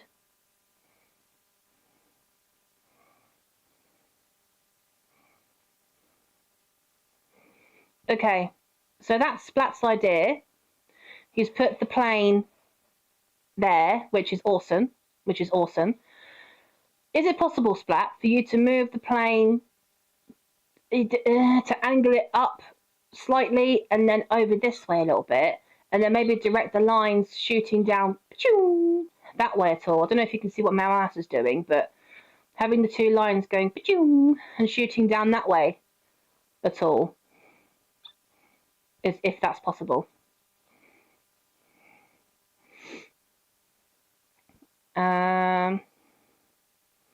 I said too hard, I give up. Nah, we ain't giving up. Nah, we ain't doing that. That's no.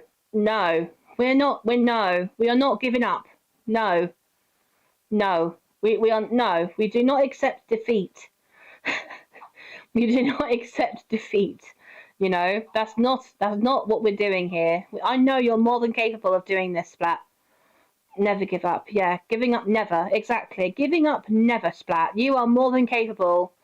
Hold on. Let me remove this real quick. Wait. Yeah. So I'll remove that. There we go. So you guys can see.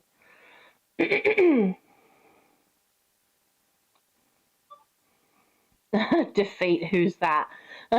Exactly.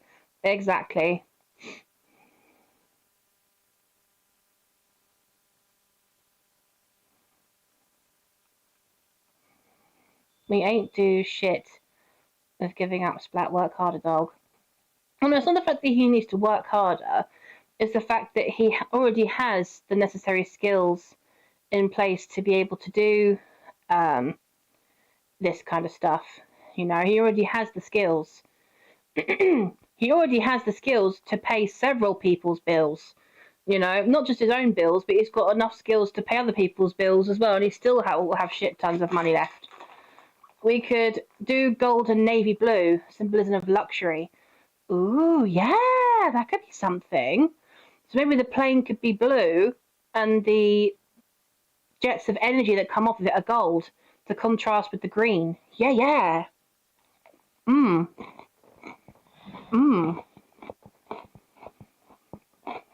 Hello, Jason. Welcome back.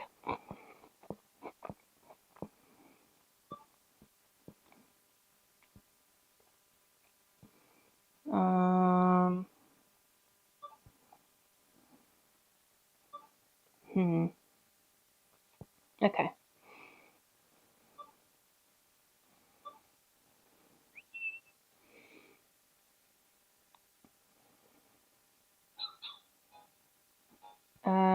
Final redesign. Ooh. You doing another redesign, are you, Splat?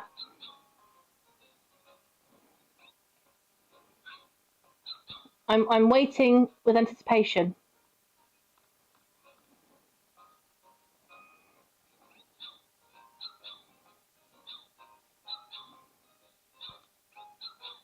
Oh, okay. Oh, wow. Yeah. Yeah, oh wow. I mean, that's not what I meant, but damn, that's so much more aesthetically pleasing. Oh my god, dude. Wow. I like that very much.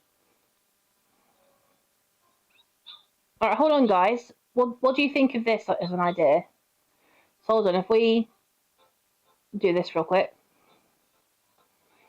What do you guys think? Do you guys think Splat has cooked? Has Splat cooked?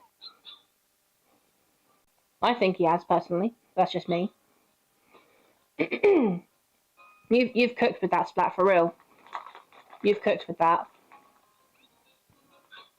Yeah. Mm. I love the colours that you've used, Splat. They're very aesthetically pleasing, Splat cooked. For real. Mm.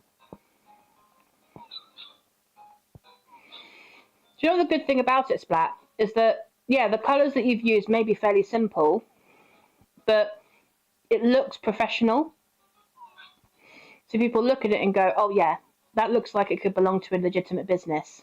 So honestly, I need to stop cooking. I'm going to burn down the street.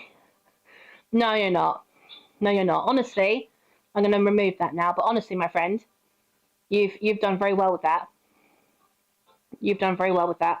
Even as a concept idea. So even before you've had the chance to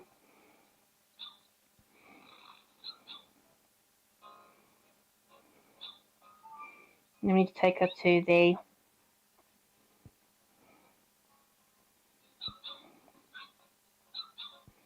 professional. I did it. Exactly. Exactly, Splat. To me, you are professional. You know, you're going to art school for fuck's sake, mate. Come on, give yourself way more credit. You know, you deserve it, my friend. Honestly, you produce firework right there. And if anyone tells you any different, then they can fuck off.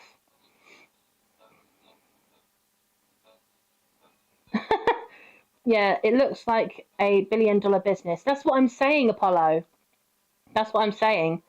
It looks like a proper legitimate business that's been around for years, you know, and that's just it's one of those aesthetically pleasing logos that, you know, many people will go, oh yeah, like that's a cool concept, you know, and oh yeah, we know this business. This business is really legit.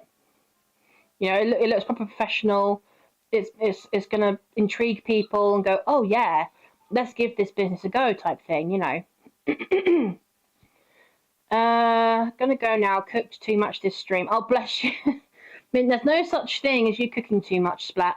No such thing. If you want to stick around in the stream for a bit longer, that's totally cool.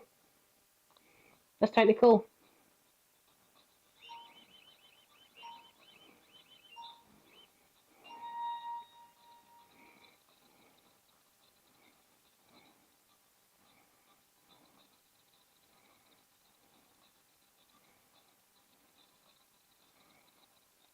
Oh, Mr. Tibbs, hello, my brother. Welcome in. It's good to see you. It is good to see you. How are you doing today? I did see that you went live this morning. I'm so sorry I missed it. I had such a crappy night's sleep last night. I actually ended up not waking up until 11:30. So I'm so sorry. I completely missed your stream. But I'm sure that it went well because you were finishing up on your Silent Hill, weren't you? Oh, well done, Poppy. Good girl. And such language, young lady. I'll put you over my knee. Nah, I'll just call Geminem. Get him to sort you out. Geminem can sort you out. Hell nah. Hell nah. Hell no. Oh man.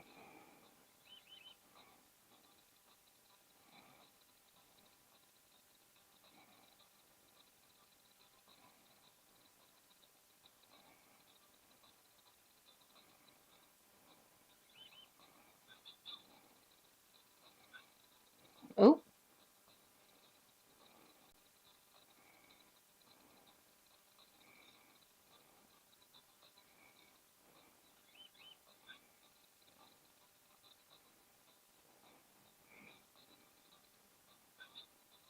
Oh.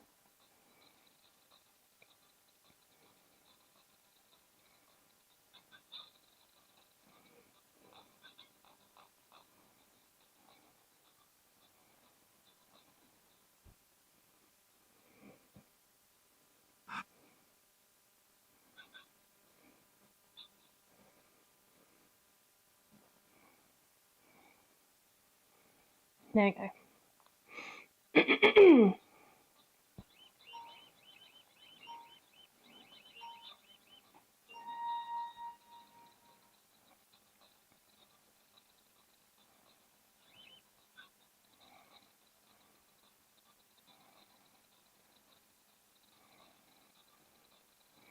Oh, she's getting faster. Yes, Poppy. That's what we want to see. Yes. Oh, don't stop. Come on.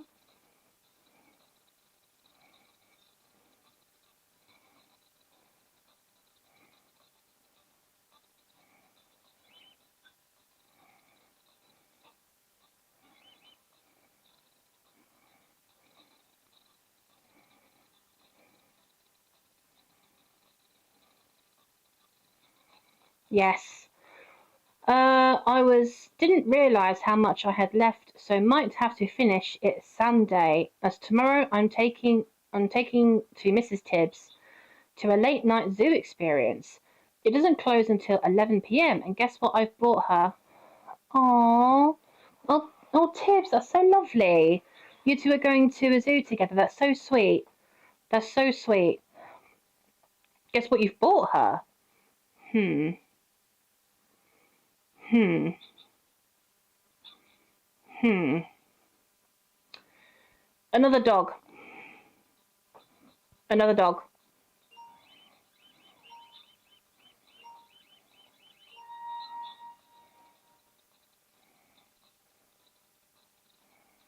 Oh my god, no way. Oh, Tibbs, that's adorable. You're kidding. Oh my god, that is so sweet. Oh, W Tibbs. That is so amazing. Oh my god. I didn't actually know there were zoos that allowed people to feed wolf pups, to be honest. Oh, that is so sweet.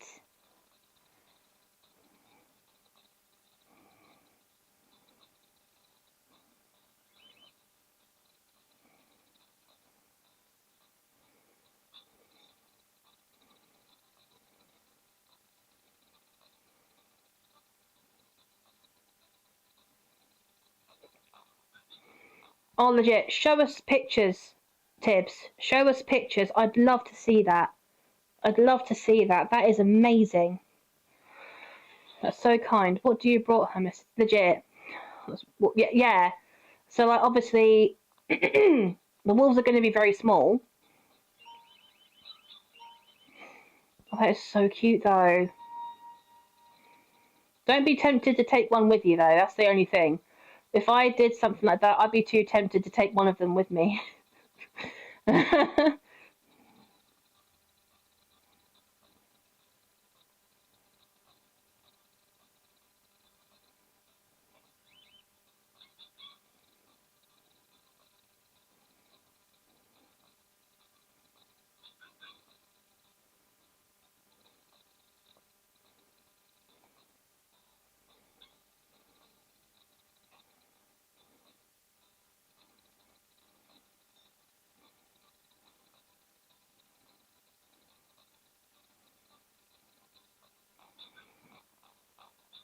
A wolf. That's incredible, Tibbs. Yeah.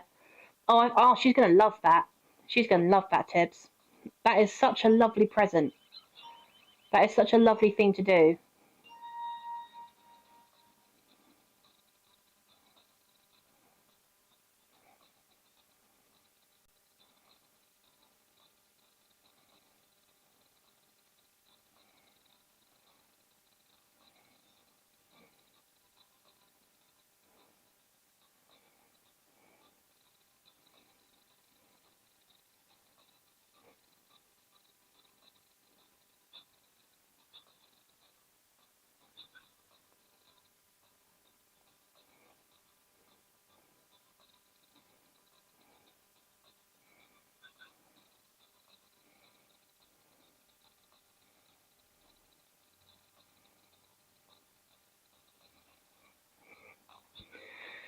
Well, our friend works at the zoo, and she works in the nursery who looks after the orphan pups and cubs from the lions and wolves and stuff, and she's following us to go and visit them and feed them. Oh my god, that is amazing, Tibbs.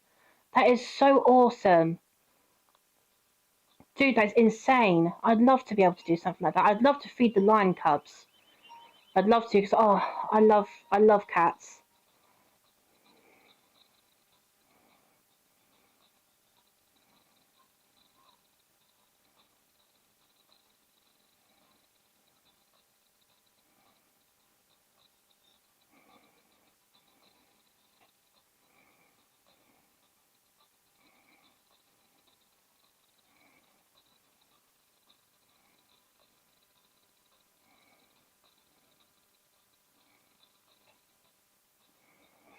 How did it go with your your thingy, your Dexcom? How did it go? Did it all work out okay?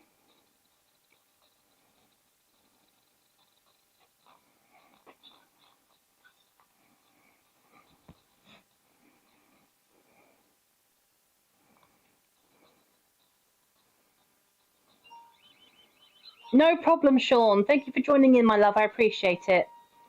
We'll see you next time.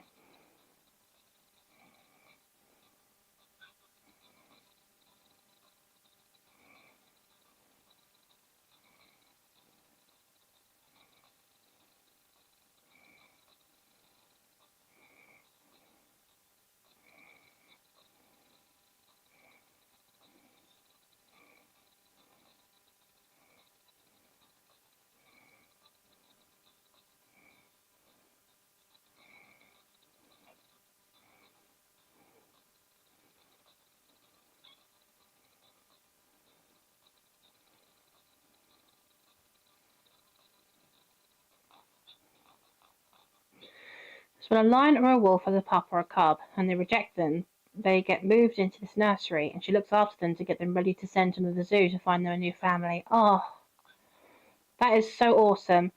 I'm still waiting for Amazon to turn up with it. Should be any time now. Oh, okay.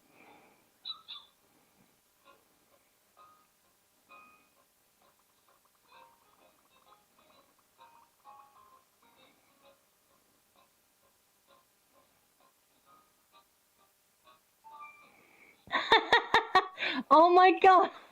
I love that name. I love that name. Gumball Dingus. Welcome into the stream.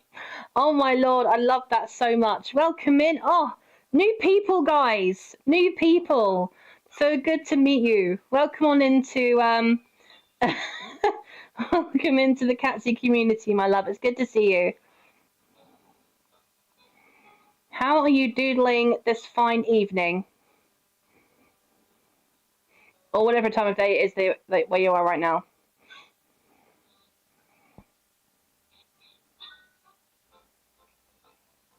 Oh, whoops. Right, can you get away from the rubbish?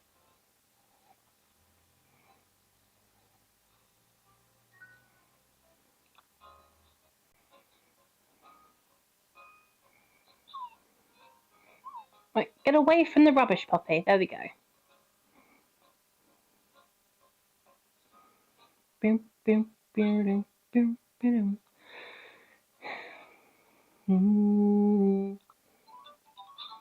There we go. Look, go say hello to Piloto. He's the same breed as you, Poppy. What's up, questionable human? Do you think premium dog food really tastes that good? It's weird, but sometimes I wish I could try it. I swear a lot of characters say that as like their go-to greeting or something.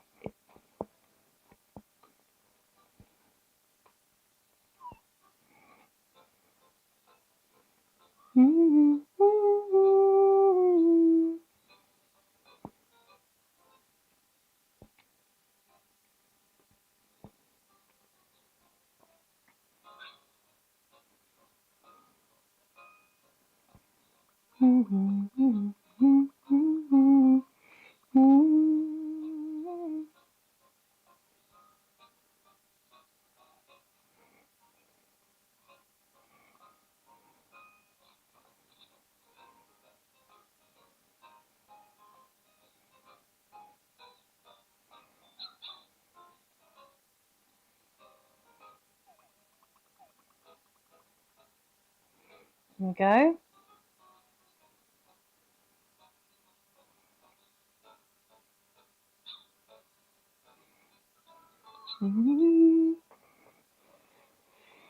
Ow. My leg! Yeah. Right, there we go.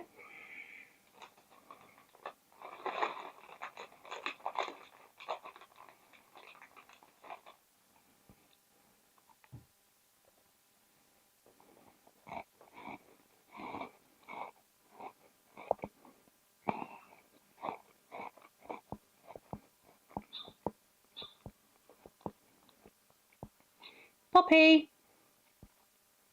Poppy! There we go. Hello, honey. That was a good practice at the gym. Let's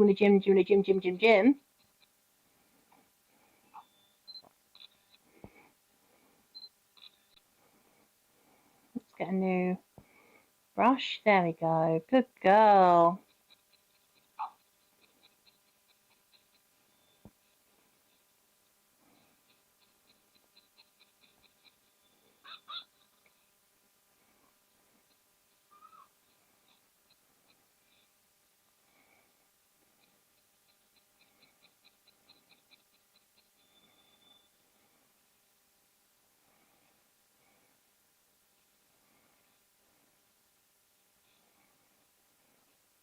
There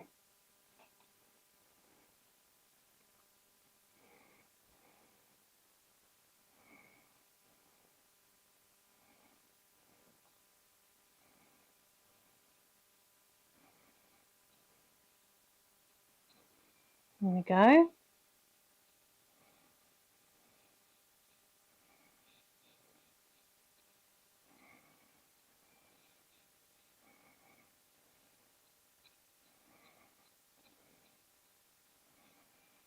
Nice.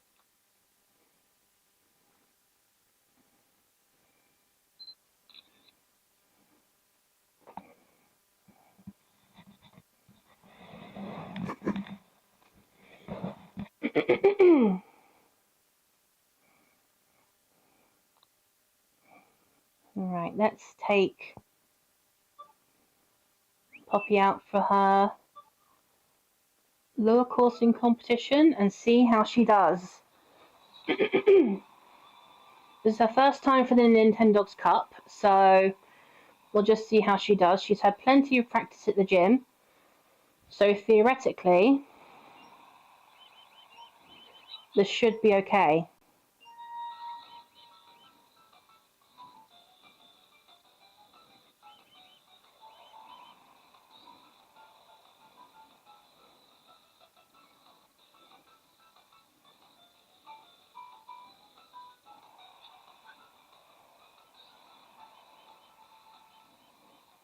What was that?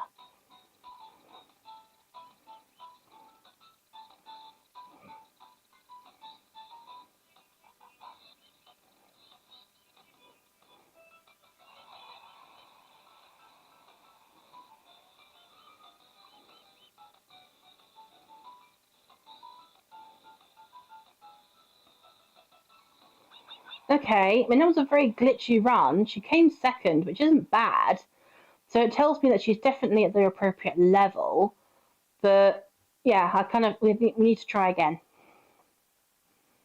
Because she technically should have won that, but because of that weird turning, and then she got stuck with the other dog cutting through her path. She kind of got cut off a bit there. So we're going to try again.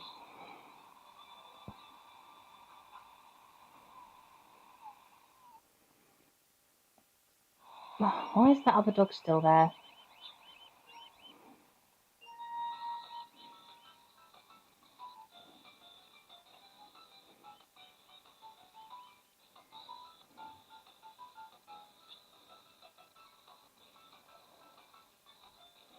Relios, hello, sweetie. Welcome into the stream. It's good to see you.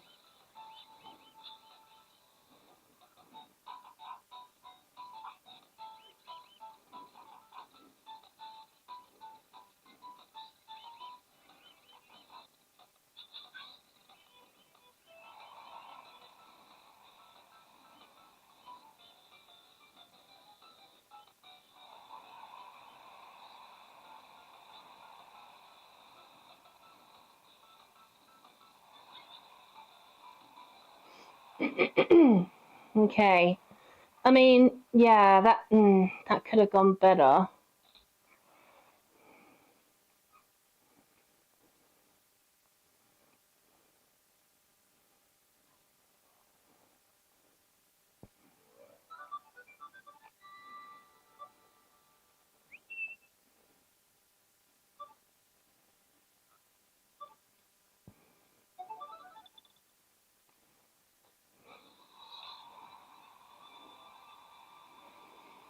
Yeah, you're coming in late today, Relios. Is everything okay?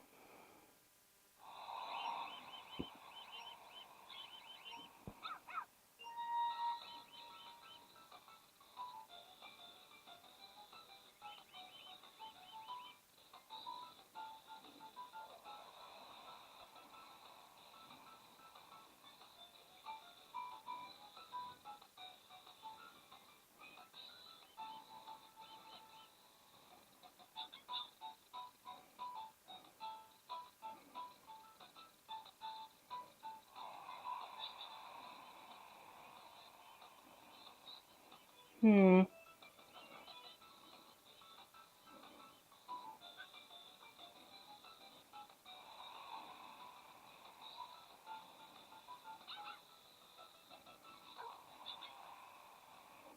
No, okay.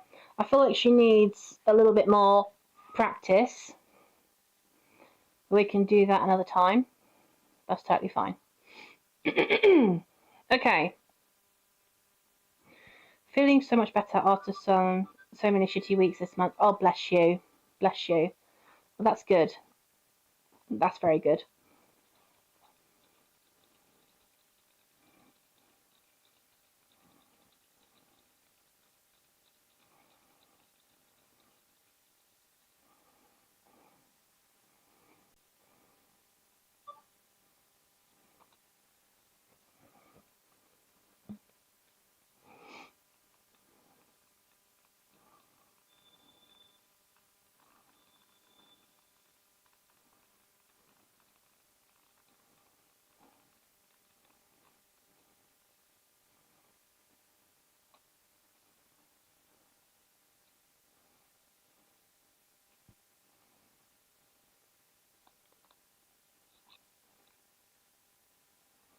Revel.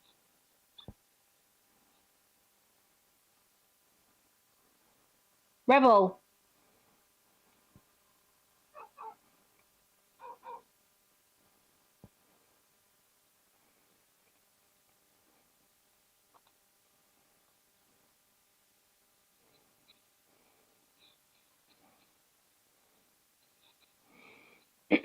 Well, kind of. It's 5:10 p.m. over here right now. So 10 minutes past 5 in the evening over in the UK right now.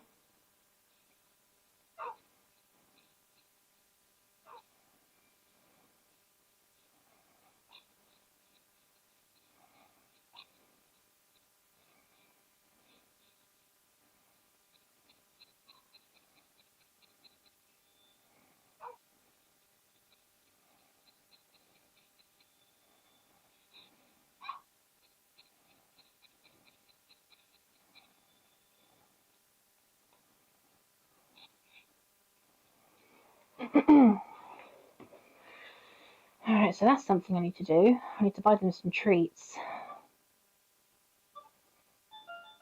Decent amount of money.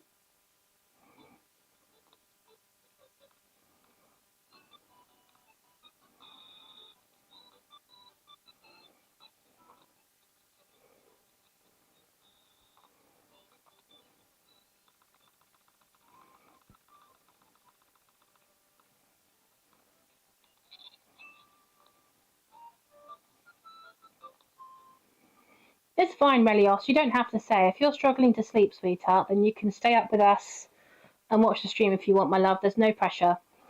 There's no pressure at all. But I don't know if you guys have seen. Hold on. Let me just check. Okay. Om Nom. I know you guys have seen Om Nom. Om Nom. Good boy. Come on.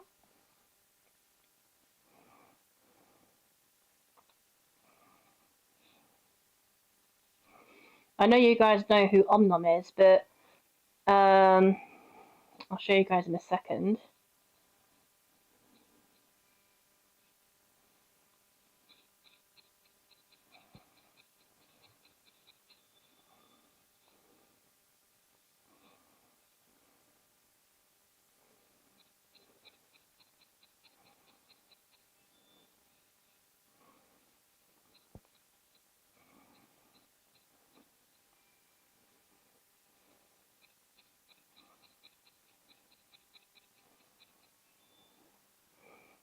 Wait, what?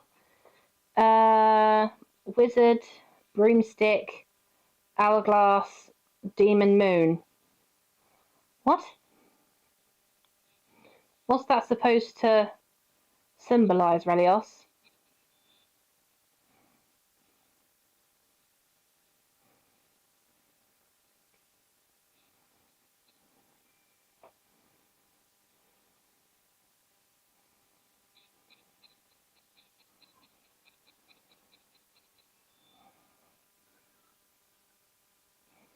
Oh, is it 3 a.m.?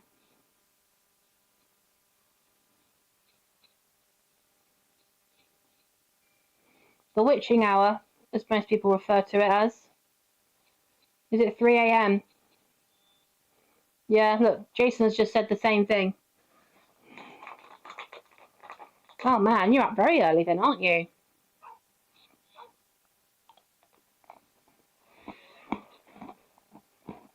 Okay. Is everything alright, sweetheart? Okay. To introduce you guys, Caramel! This is our brand new dog that I got in literally the stream yesterday. So this dog is the 6th and final animal that we got in Rebels playthrough.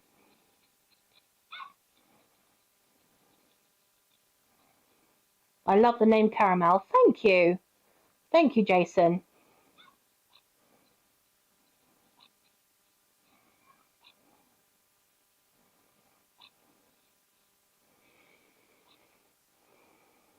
Right, let me get you to...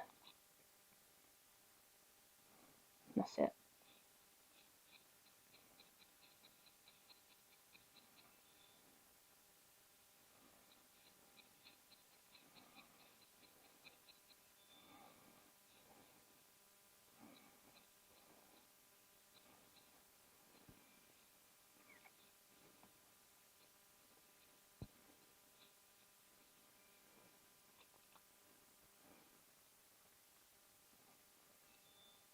There we go. The demon in my walls has been watching me. He said he noticed how much I've been improving lately and said he's... Okay, is that a joke, my love? Or is that actually happening to you right now?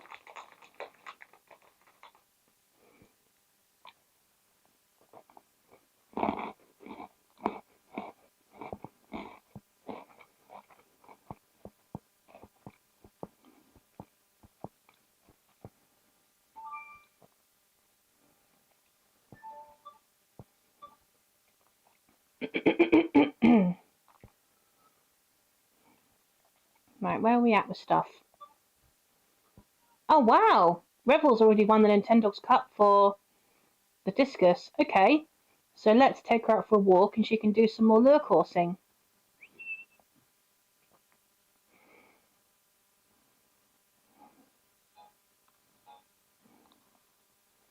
Come on then, Revel. Good girl.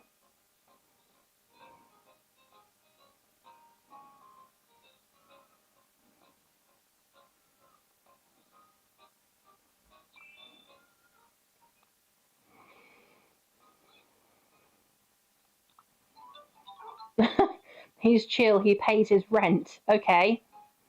Interesting.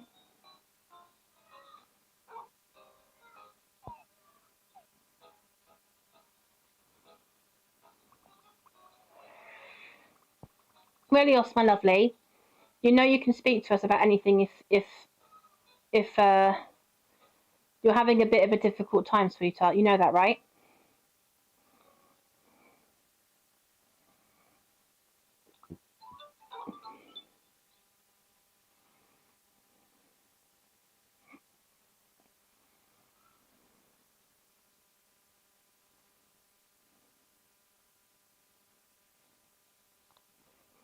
Yeah, I wouldn't joke about things like that, Relios, because there are actually people like who are part of the community that do actually suffer from having disorders or hallucinations like that. So I wouldn't joke about stuff like that, okay? So I'm gonna I'm going to remove that because it can be triggering for some people.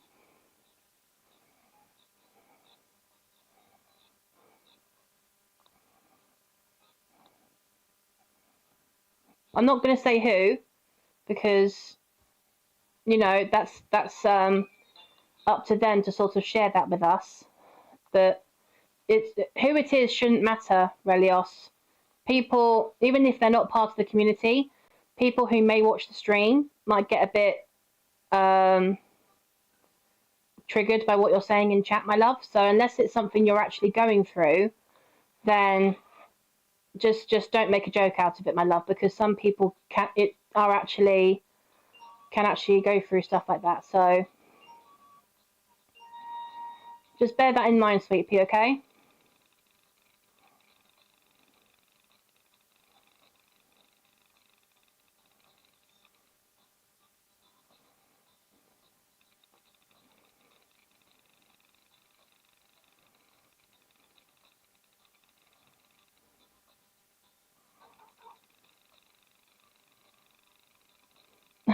Why is she? Why is she running like that? She looks like a bloody jack in the. Oh my god! It's like what happened with Pablo, only she's doing it. Why was she running like she was some kind of? I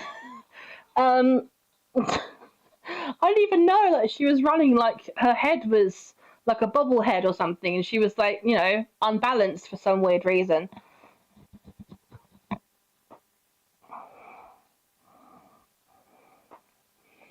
Oh my lordy lord. Oh goodness me, that was funny.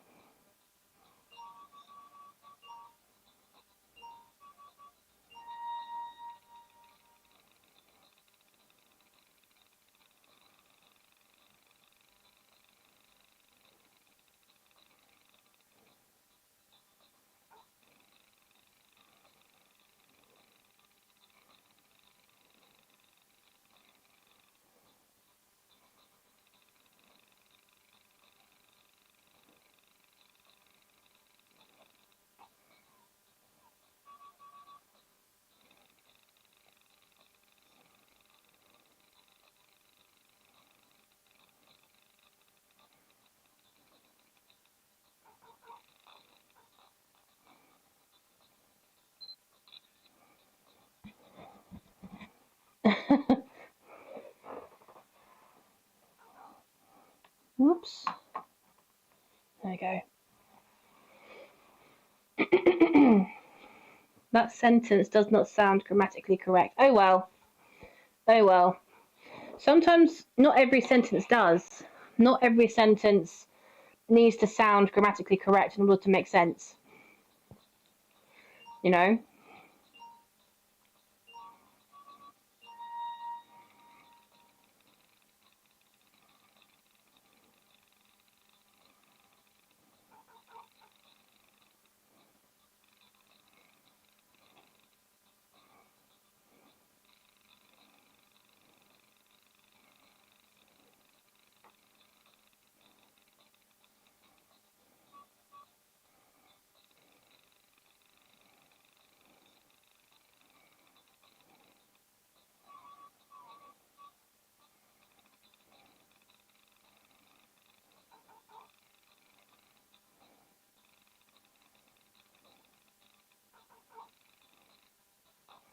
Have you ever typed in a word or sentence that doesn't look right? Like the words ate or light, maybe even reference, that don't look right but really are. Yeah. I always think the word neighbour looks wrong because, like, the spelling of it is different with English than it is in American English.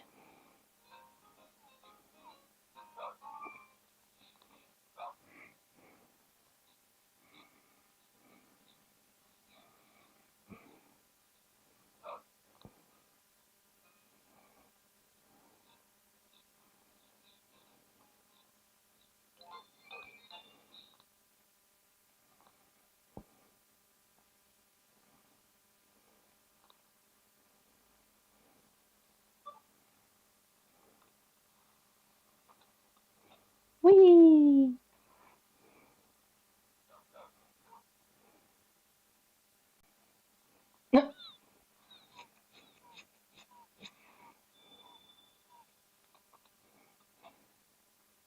Oh. That was a bit of a crappy throw. Sorry, Revel.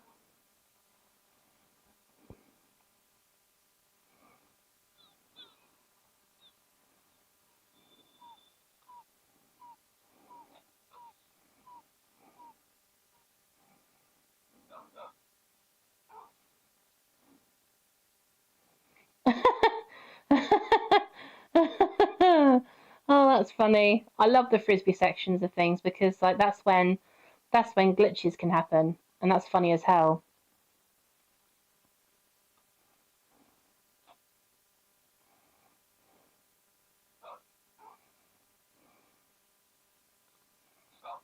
Woo! All right.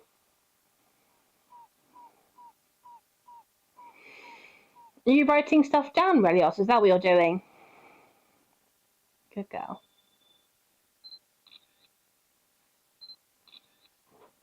Yeah, try not to close your eyes as I'm taking the picture. That would be incredibly helpful, Revel.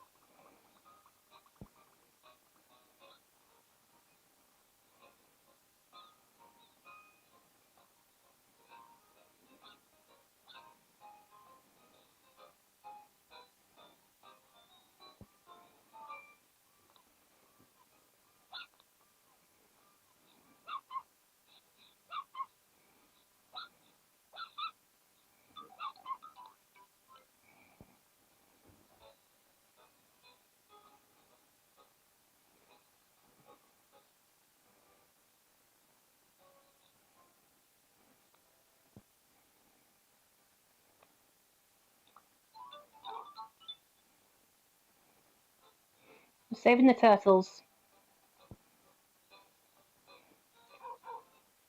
Oh, you're drawing. Oh, okay. What are you drawing, Relios?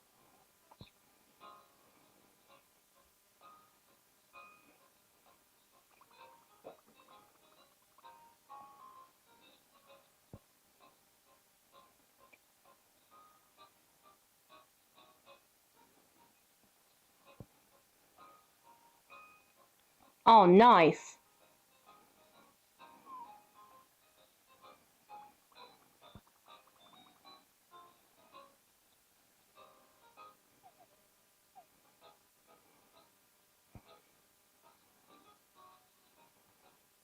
Yeah. Do we know why that is?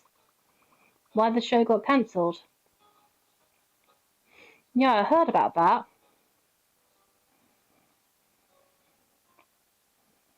Oh. Yeah, well, Cartoon Network is a little bit, they can be a bit hit and miss in terms of like coming up with long term, of like sticking to a series long term. You know, apart from well, actually no, because even with Steven Universe, they only did that for 3 years and then they stopped it.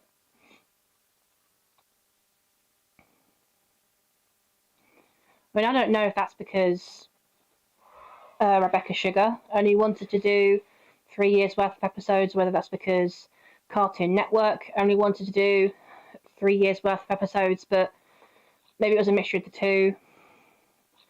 I kind of feel like it probably shouldn't have ended where it did and how it did either.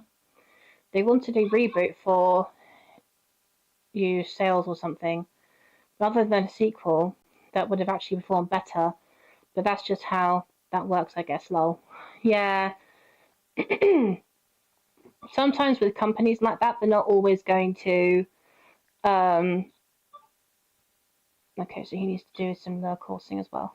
They're not always going to be super duper open to pleasing their fans or pleasing the viewers. They're just going to do what they think is right.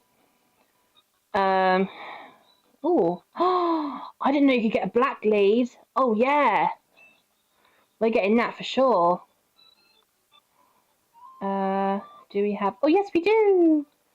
Should I get a blue burb or a white burb? I don't know. We'll get the blue burb. There we go. We've got a blue burb.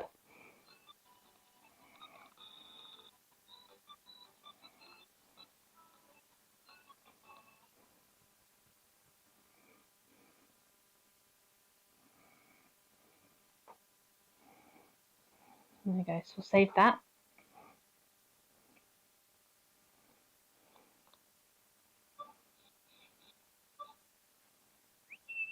Oops. No, I don't want to take Revel.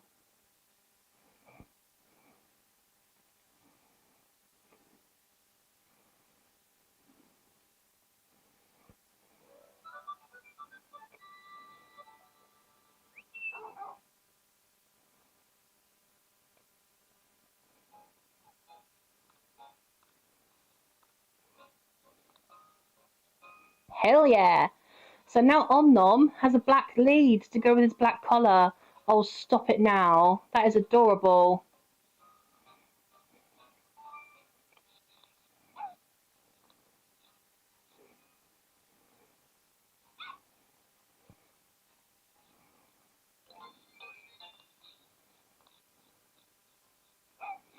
No, we're not going to the park today. We are going to the gym today.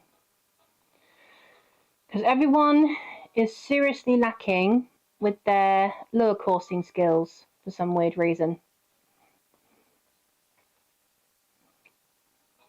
Come on, Nom Nom. Good boy.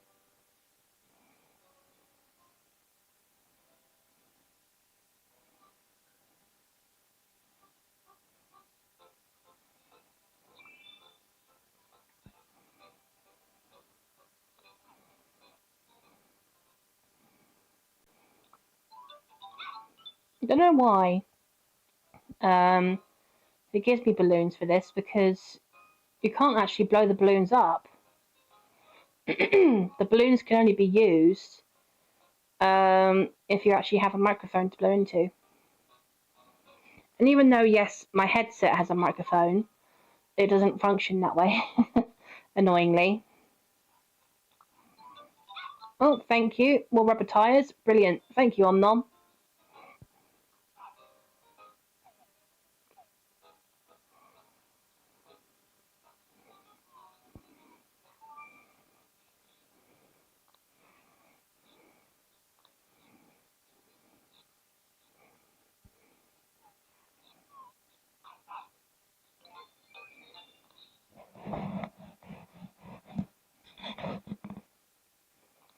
No.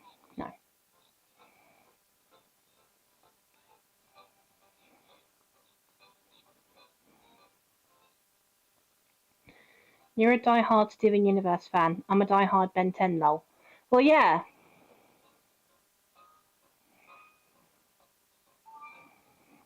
I mean, I love all sorts of cartoon series. My favourite one is My Little Pony, but that's Hasbro. But I also love Starburst: The Force of Evil, which is Disney Channel.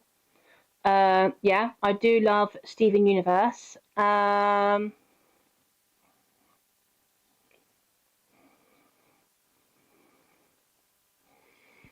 here. I've never watched either. Oh, Jason. Jason. My man. My main man. Honestly, I think you would love Steven Universe. Now, surely you've watched My Little Pony.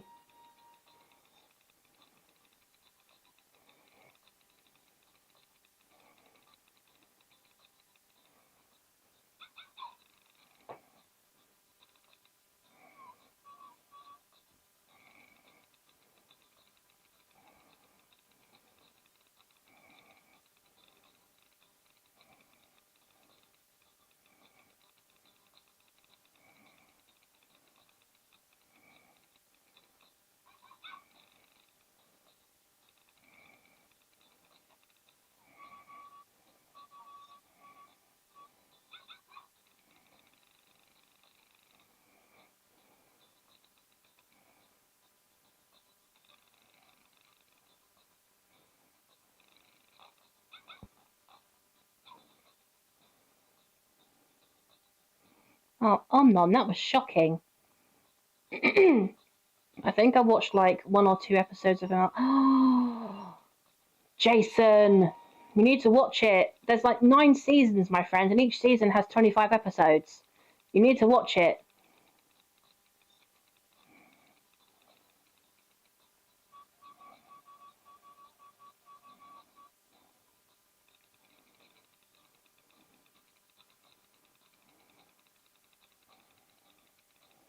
Hello, Ducko. Good to see you back again. Yeah, it's going pretty good so far. We're just training up more of our doggos because we don't just have one version of the Nintendogs. We've actually got 4 different versions. So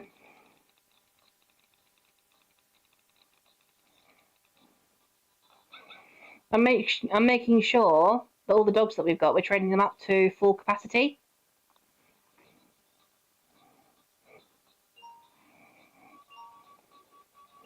Oh wow, is it actually 9 likes? No way. Oh, that's amazing. I haven't actually seen that yet.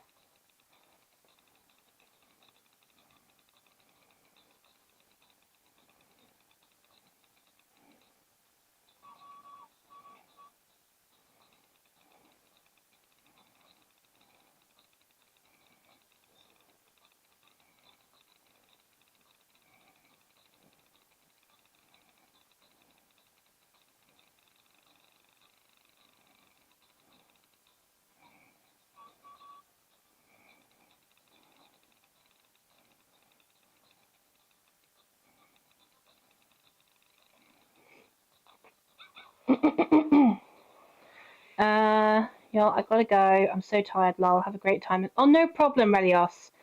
Actually, that's what I'm gonna do. I have a question for you guys.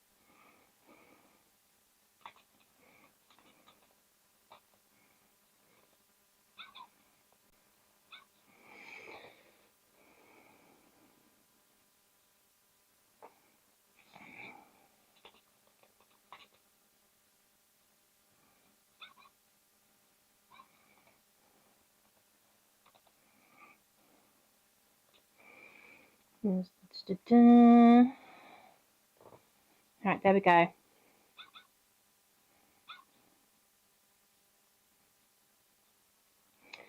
You guys vote on that poll for me, because I am very curious.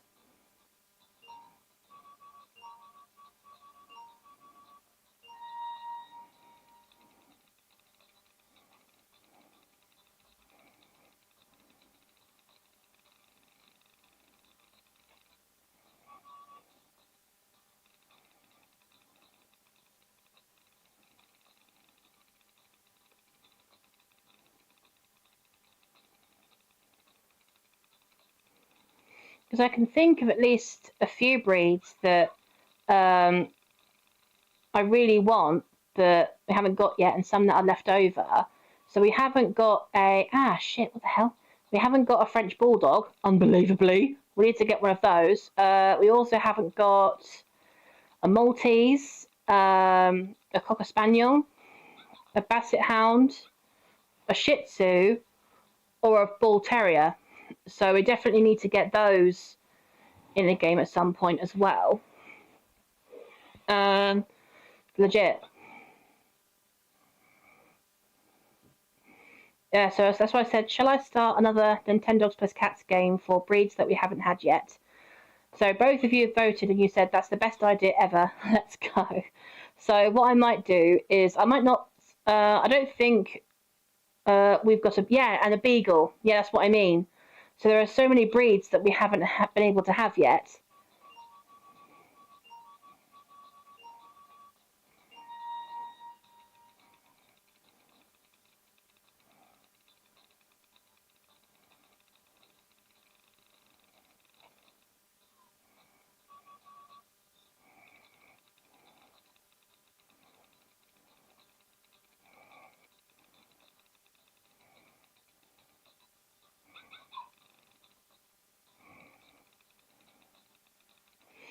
Yeah, so we don't have a beagle, we don't have a basset hound, or a French bulldog, or a boxer, or a Shih Tzu, or a Maltese, or a Springer Spaniel.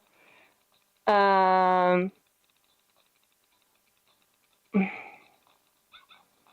yeah, or a Bull Terrier, nothing like that. So we need to come up with another game where we're just getting dogs. We don't get any cats in that game, so we just get as many dog breeds that we haven't got before as possible.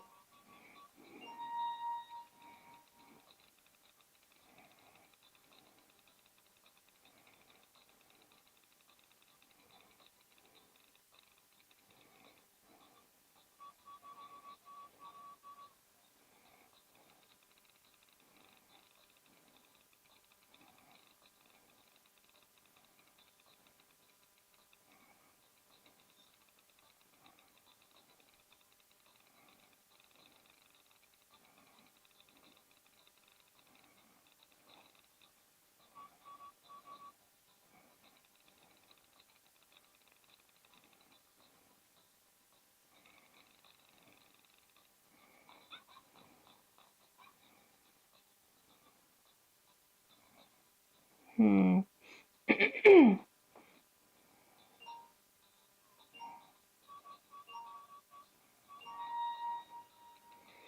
Yeah, I keep getting a bunch of viewers, but I've hit a wall on subs, people liking lol. Oh, I'm sorry to hear that, Ducko. I've just realised that you just said that. I'm so sorry. I mean, you're in the Catsy Cord, aren't you, Ducko? And also, do you just play Pokemon games, or do you play other games as well? Because I've realised that if I play a whole mixture of different games, then I can get more people to sub. So maybe you should consider playing different types of games.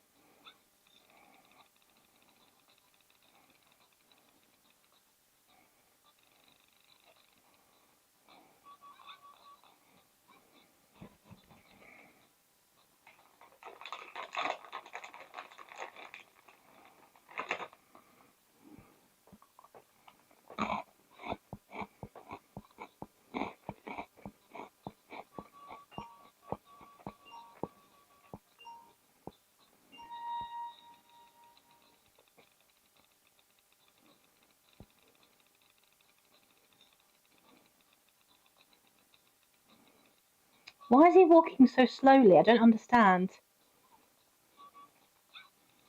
Come on, pick up the pace on Nom.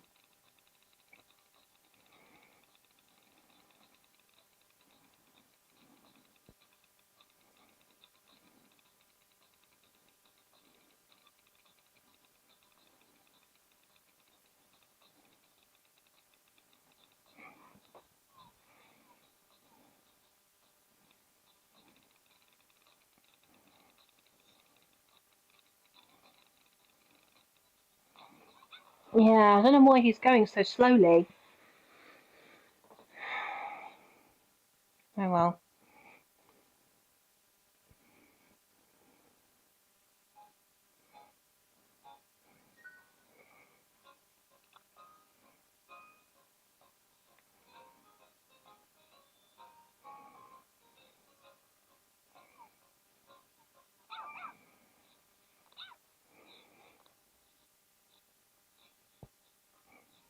Hmm.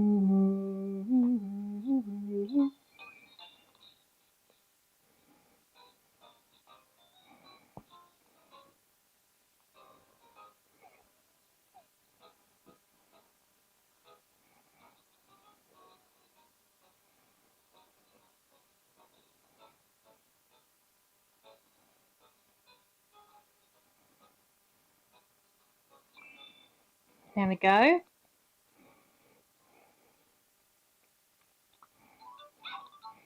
A leather shoe.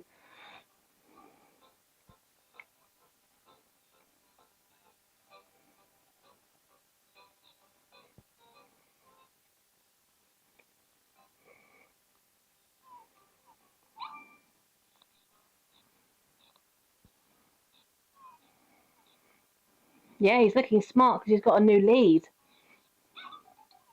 Oh. This beagle's not very nice. Bit rude, yeah. That's very rude, Nom. That dog was very rude, wasn't it?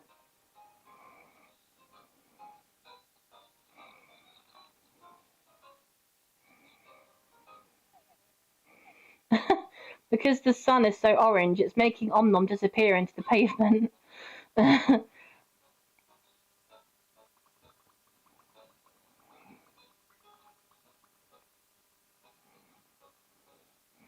The thing, if it wasn't for Nom's collar and lead, then he'd like literally be camouflaging into the pavement right now. Good boy. Well done, Nom.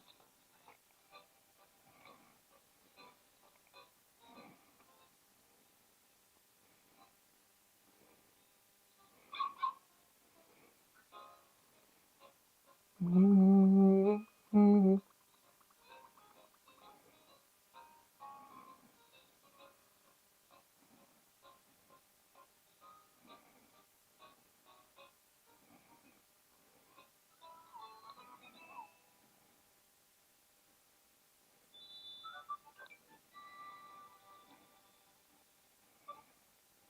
There we go.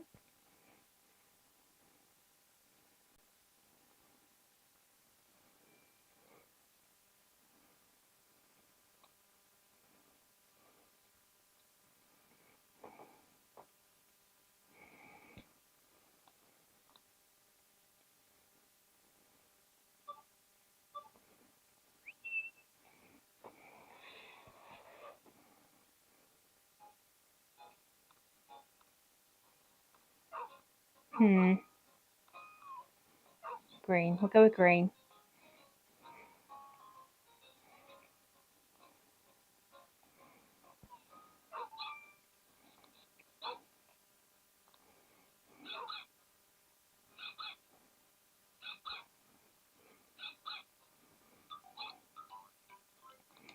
Yes, I wouldn't like a dog if it was constantly yapping at me either, Caramel. And you got a point there.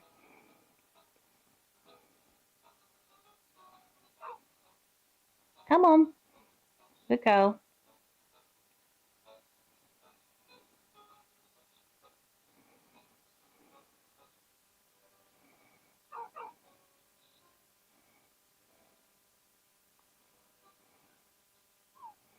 Come on.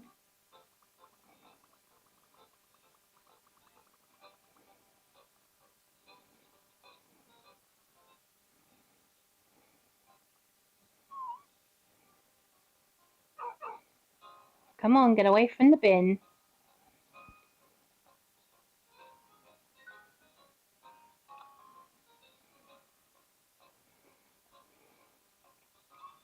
Good girl.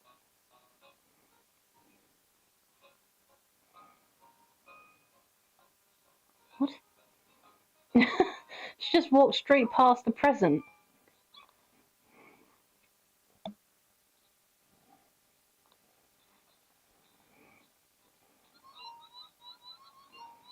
Come on, Caramel.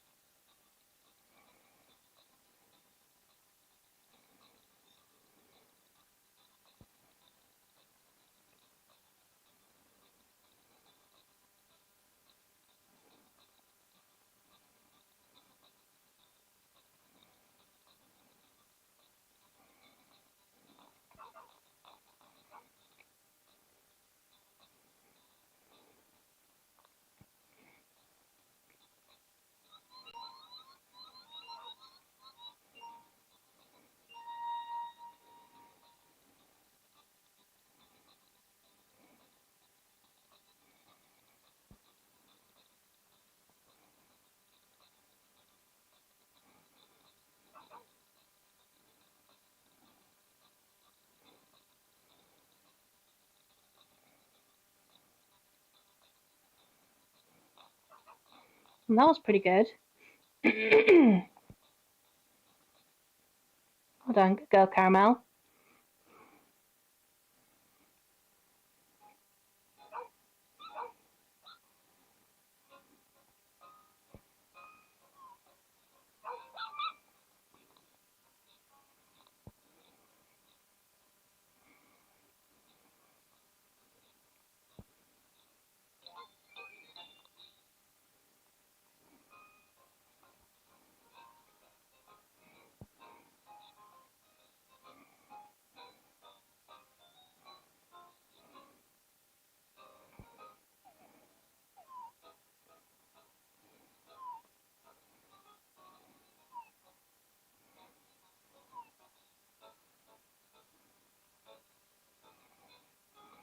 Good girl.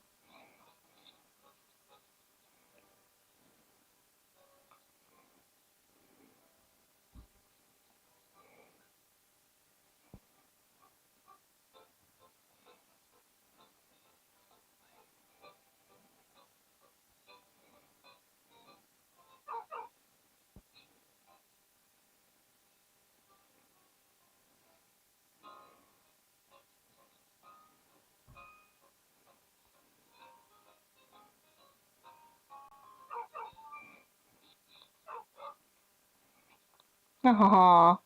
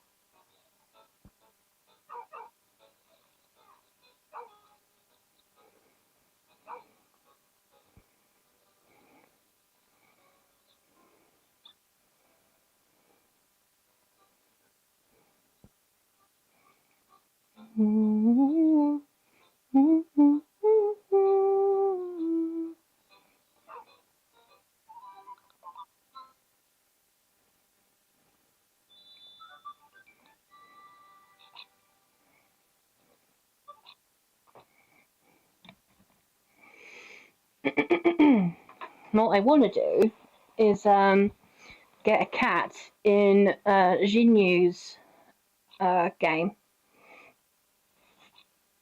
and see if we can get a long third one.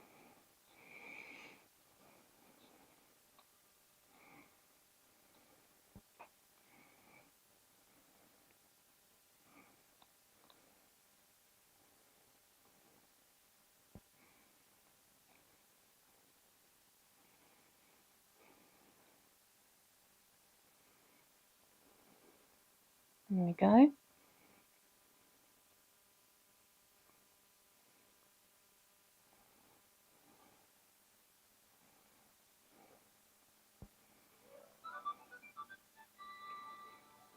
There we go.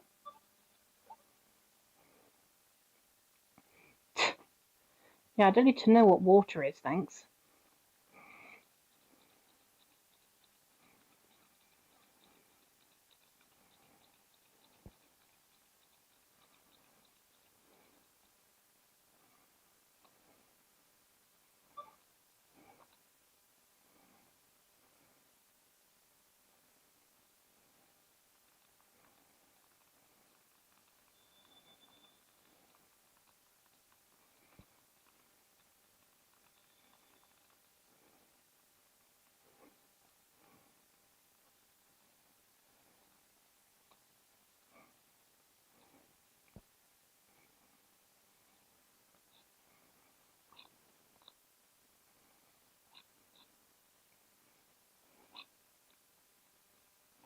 Kiko. Kiko. Good girl.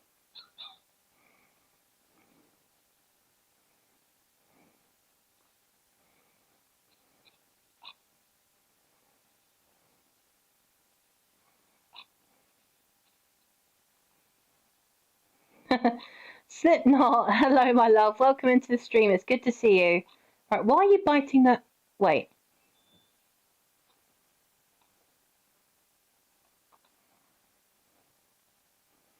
No, you can't be. She's a long-haired dog. I did not know Dachshunds were long-haired dogs. She does not look like a long-furred dog to me.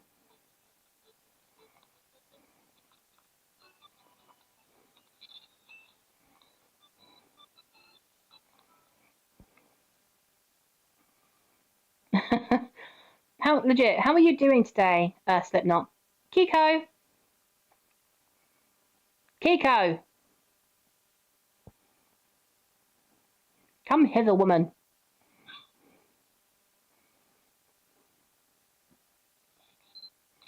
Oh, that was cute. Not gonna lie. Doing okay.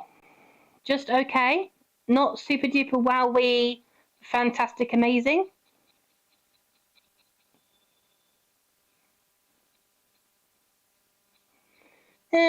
I'm it's kind of just like another average day for me, to be honest, Slipknot. I don't really do anything for it. Now that I'm an adult, it's kind of boring because I don't have any kids, really. It's not really something that I tend to, you know, celebrate anymore, which is a shame because I never really got to celebrate it when I was a kid either.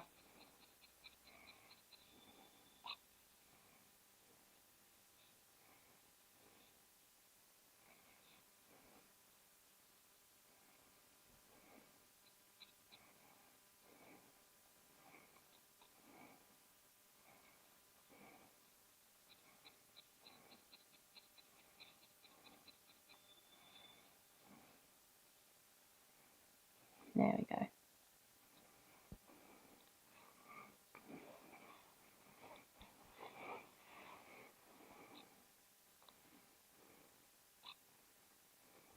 Mimi, Mimi, Mimi. Hold on. Mimi. Here we go.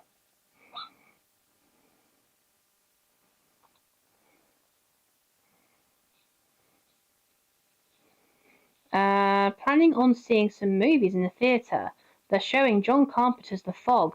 Ooh. Is that a good film?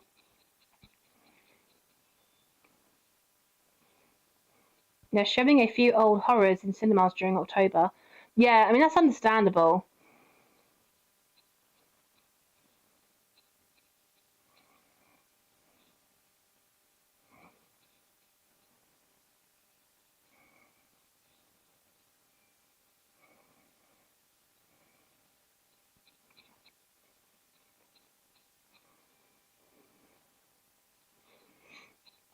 I mean, are you doing anything special for Halloween at all?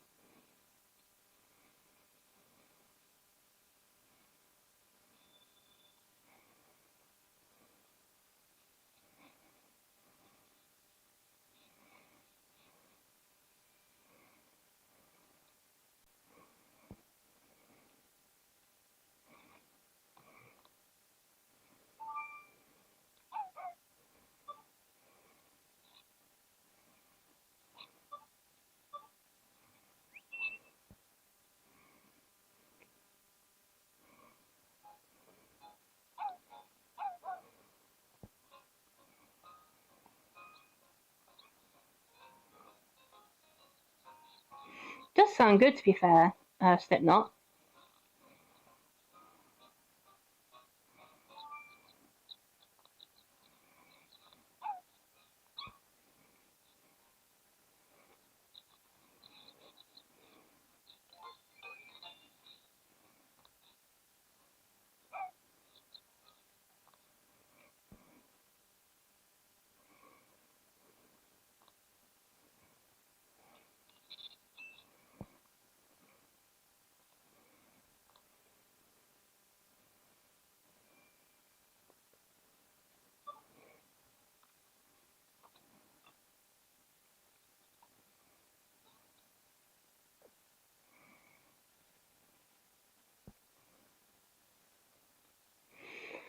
So have you got any So, like, do you go? I don't know. Are you going to have a Halloween party? Are you going to like dress up and stuff, or do you not really tend to do that kind of stuff anymore?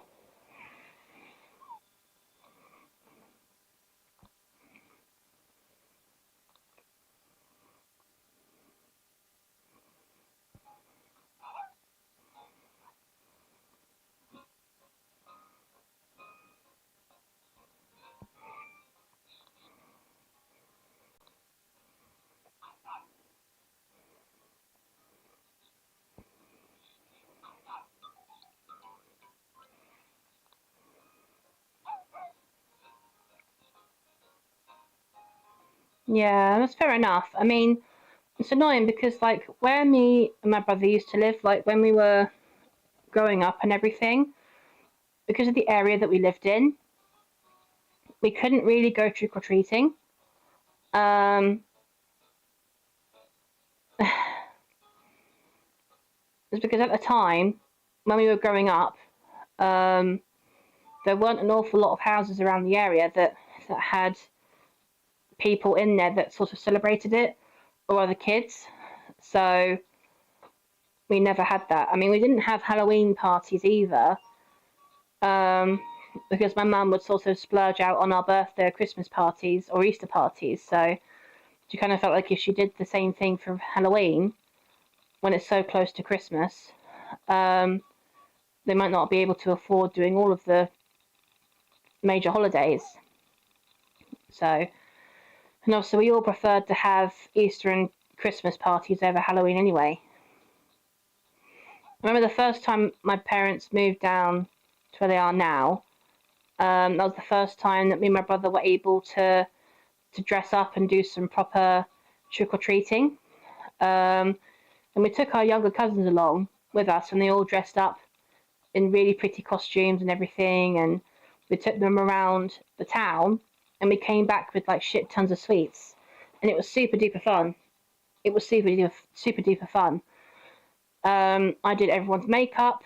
Everyone was digging into my brother's dressing up box because he had like so many costumes in there that we could just go in there and dig in and like choose what we wanted to dress up as. It was awesome. It was awesome.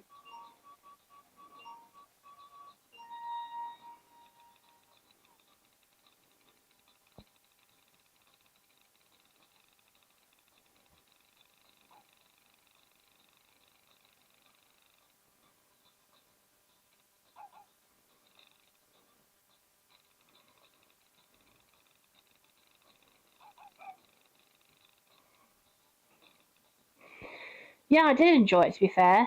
We did that for the first couple of years that we lived down there, and then after a while we sort of grew out of it, so we didn't really feel the need to do it anymore. But the first time we went trick or treating, I was with one of my ex partners, and we were taking all of my smaller cousins around because like there's like quite a few years difference between myself and my cousins.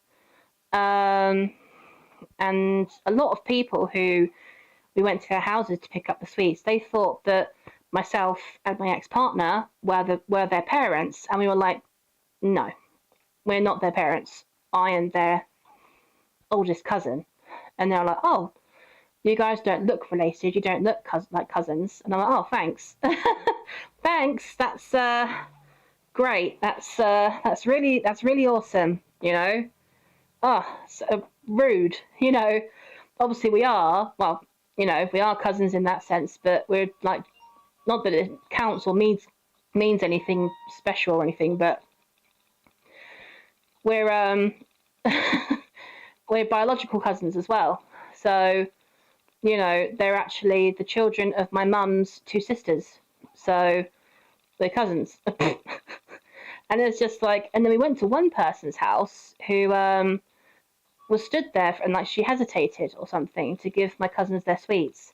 And I jokingly said, "Oh yeah, she's like, she's having second thoughts about giving you guys your Snickers." And she was actually like, "Well, actually, yes, I am." And I was like, "Oh, okay. Any reason why?"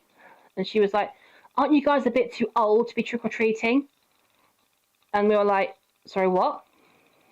And she said, aren't you guys a bit too old to be trick-or-treating? And I was like, well, me and my boyfriend aren't trick-or-treating. We're just here to chaperone these guys who are much younger than us, you know? And she was like, well, how old are you? Pointing to my second oldest cousin. And I was like, he's 12. And they're like, no, he can't be. He can't be 12. Like, he was either 12 or he was like 13, 14 or something. Like, he was quite young.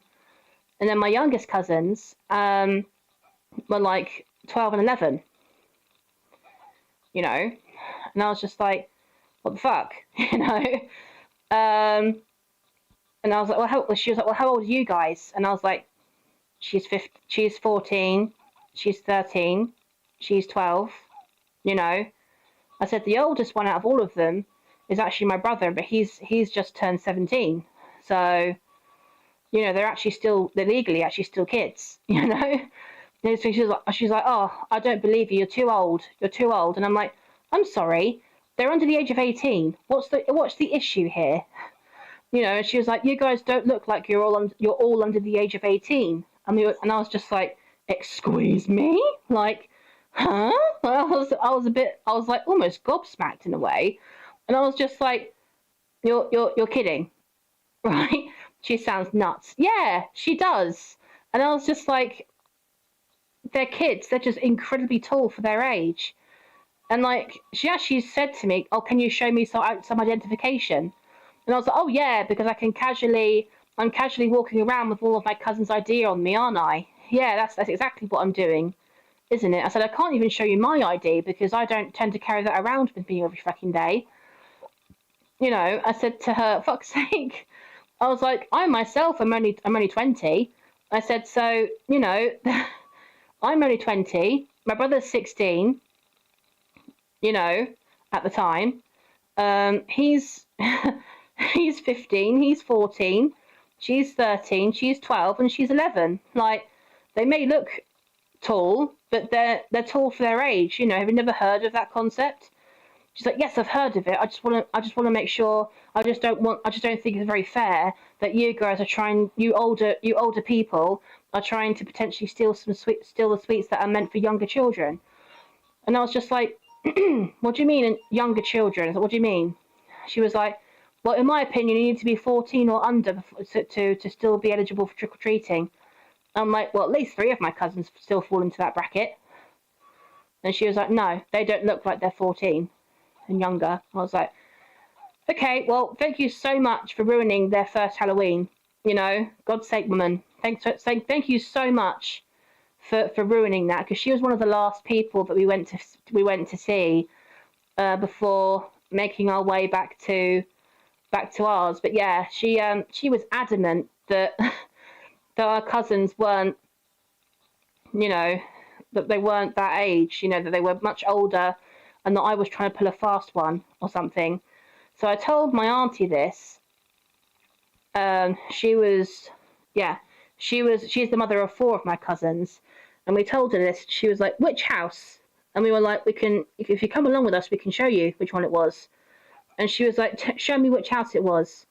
And we pointed it to her, and we were like, it's that one.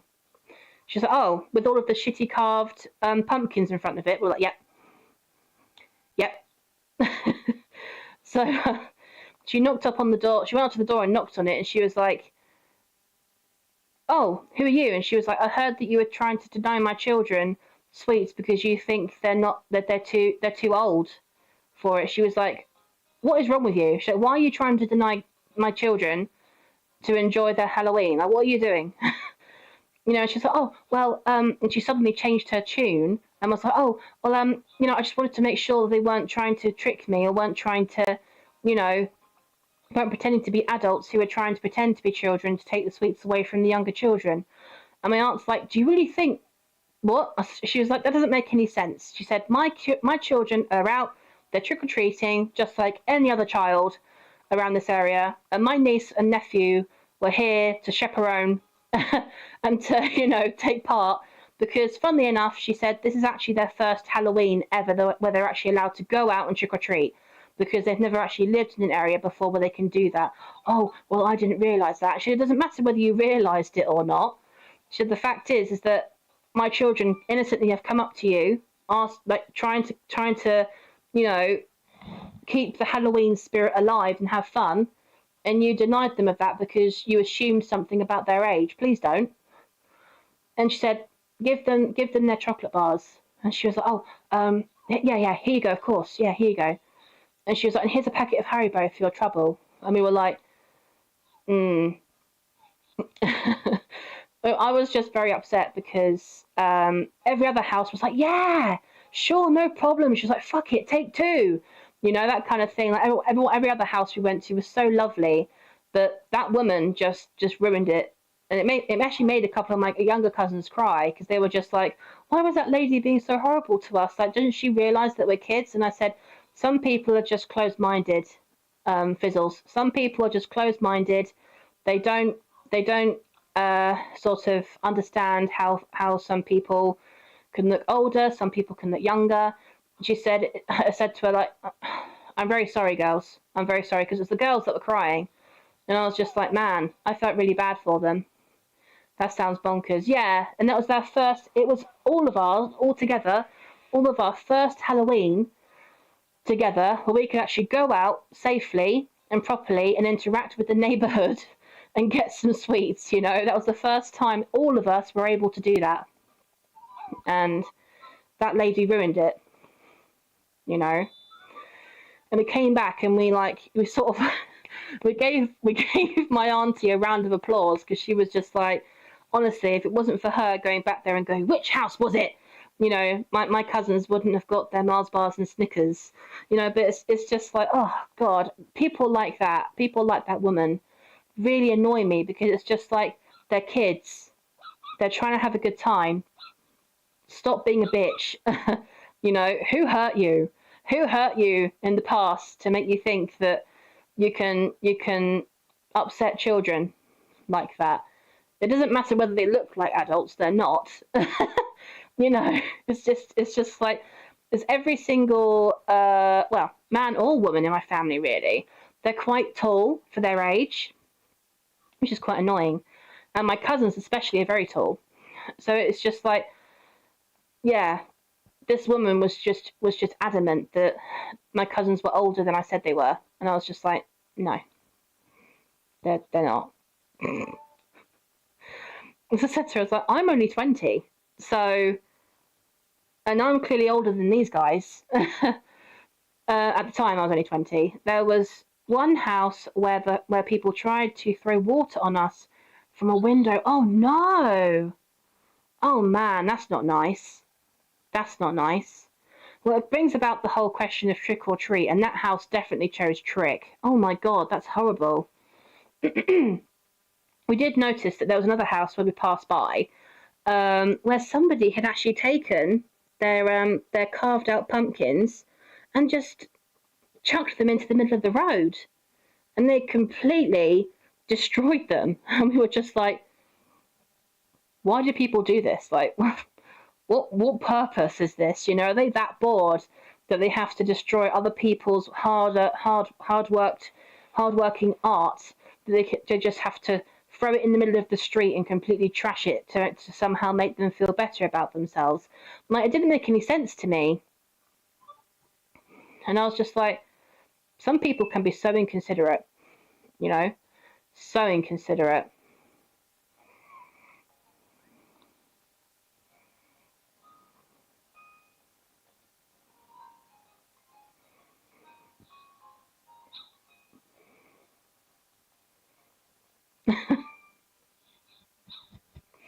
And I don't know if I've told you guys this story before, but it reminds me of when of where me and my brother, when we used to live in Windsor,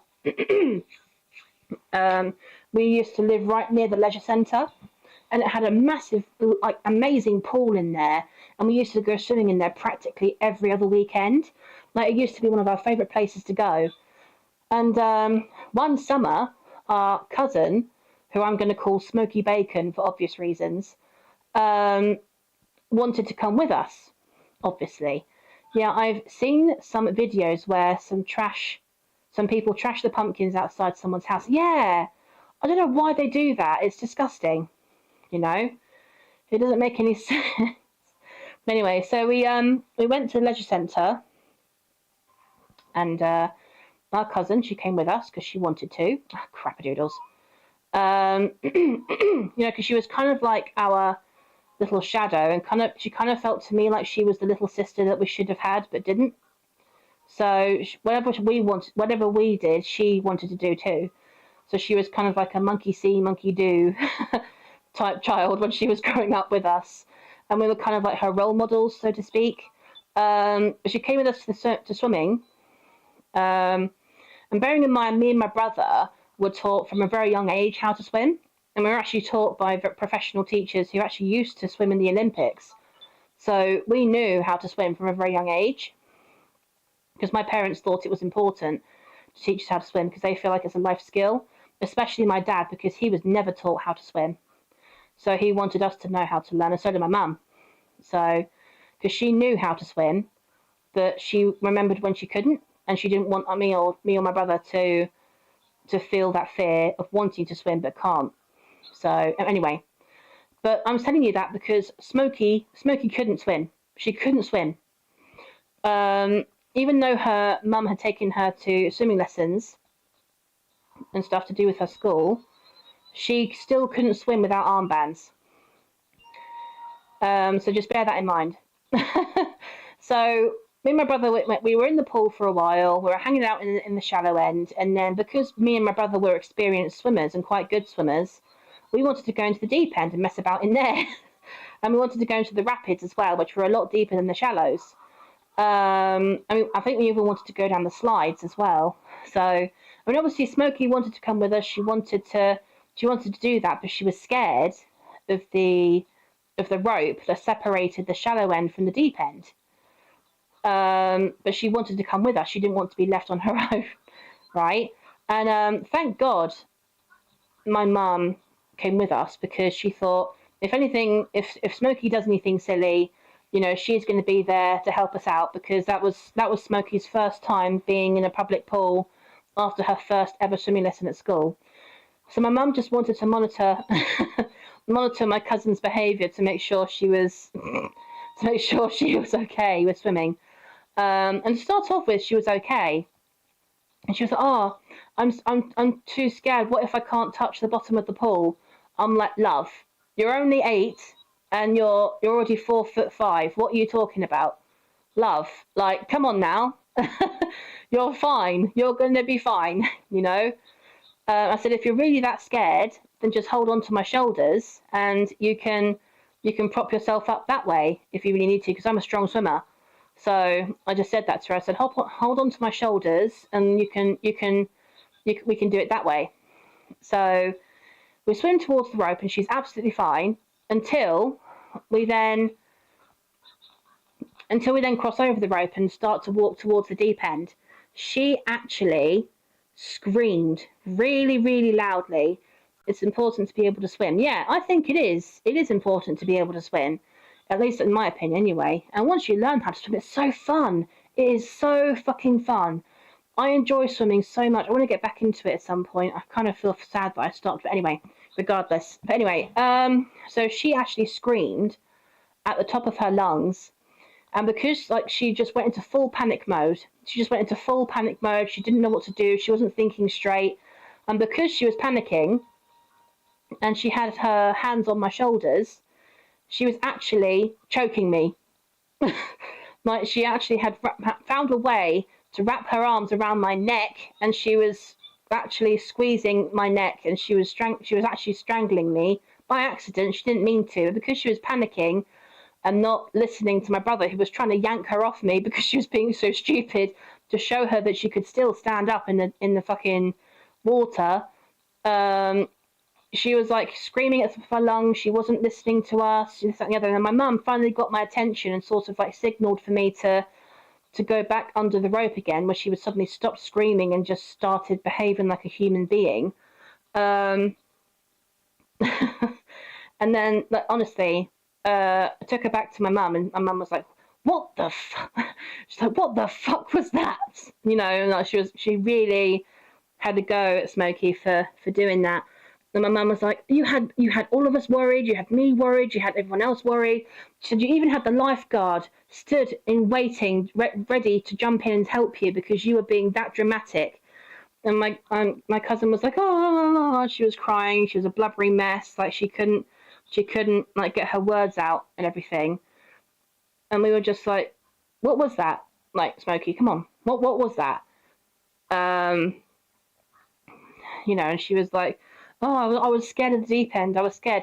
And I was like, did you think it was just as soon as we passed the rope, it was just a sheer drop? I said, because it just goes down gradually. It's not like we go past the rope and then boom, there's the deep end. It's gradual. You can carry on going for a while before you're submerged. And she was like, oh, no, I didn't know that. I was like, oh, I said to her, we did explain this to you before we took you over there.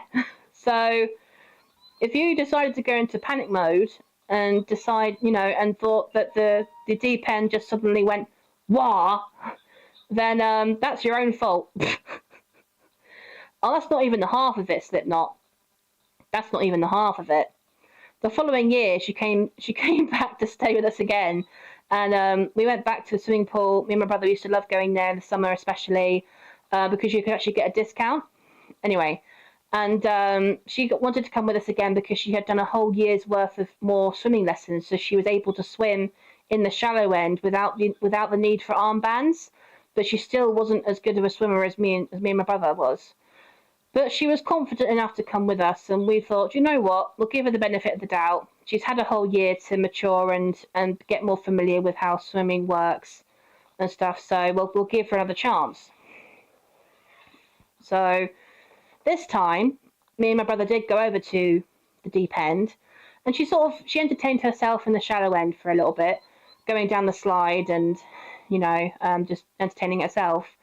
And then she got bored, so she decided to find me and my brother, who were like just messing about in the rapids and the deep end and everything. And then all of a sudden we turned around and she was there next to us. And we were like, oh, hello, Smokey, what are you doing over here? And she was like, I got bored, so, you know, I wanted to come over here and sort of see what you guys were up to. And we were like, oh, okay then. We were like, just keep hold of the side. We were like, don't let go, because like if you do, you won't be able to touch the bottom. And she was like, yeah, I understand that. And then the wave machines came on, because it was that kind of pool where the machines turn on and it makes the water go all wavy like you're in the ocean. And she was shit scared. Like when the waves turned on, she became so disoriented. She didn't know where she was going or what she was doing. And we were like, Smokey, just turn around and swim towards the slide, and you'll be fine. And she was like, I can't swim with the waters like this. It's too wavy. I can't get my bearings. And we were just like, oh, for fuck's sake. And every time she comes with us to this pool, the wave machines are pretty cool. They are very cool. And then she started to cry and get a bit emotional because she wanted to get back to the deep end, and she hated the fact that the waves kept getting in her face. And we were like, well, if you put your goggles down and actually put your goggles on your fucking eyes, then the water wouldn't get in your eyeballs. And she was like, I didn't want to have those rings around my eyes from wearing my goggles for too long. I said, right, you don't want to have rings around your eyes for wearing your goggles for too long, but you're totally okay with having your eyes burn from all the chlorine, and you're totally okay with having the water go into your eyeballs because you refuse to wear your goggles that should be protecting your eyeballs. Yeah, fuck's sake. And then we got out of the pool, and then we said to her, you know about the wave machines, right? Like, we told you about that ages ago. You know about these wave machines because you've seen them before. What the fuck?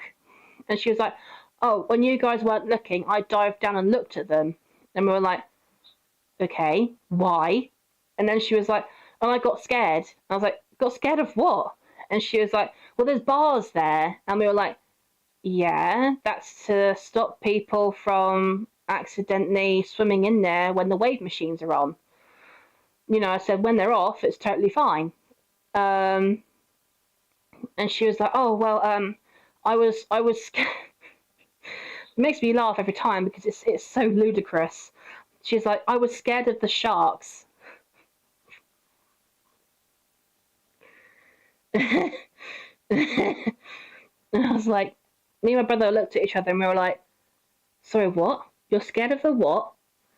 I'm scared of the sharks. And I'm like, yeah, there's a shark that's painted on the water slide over there.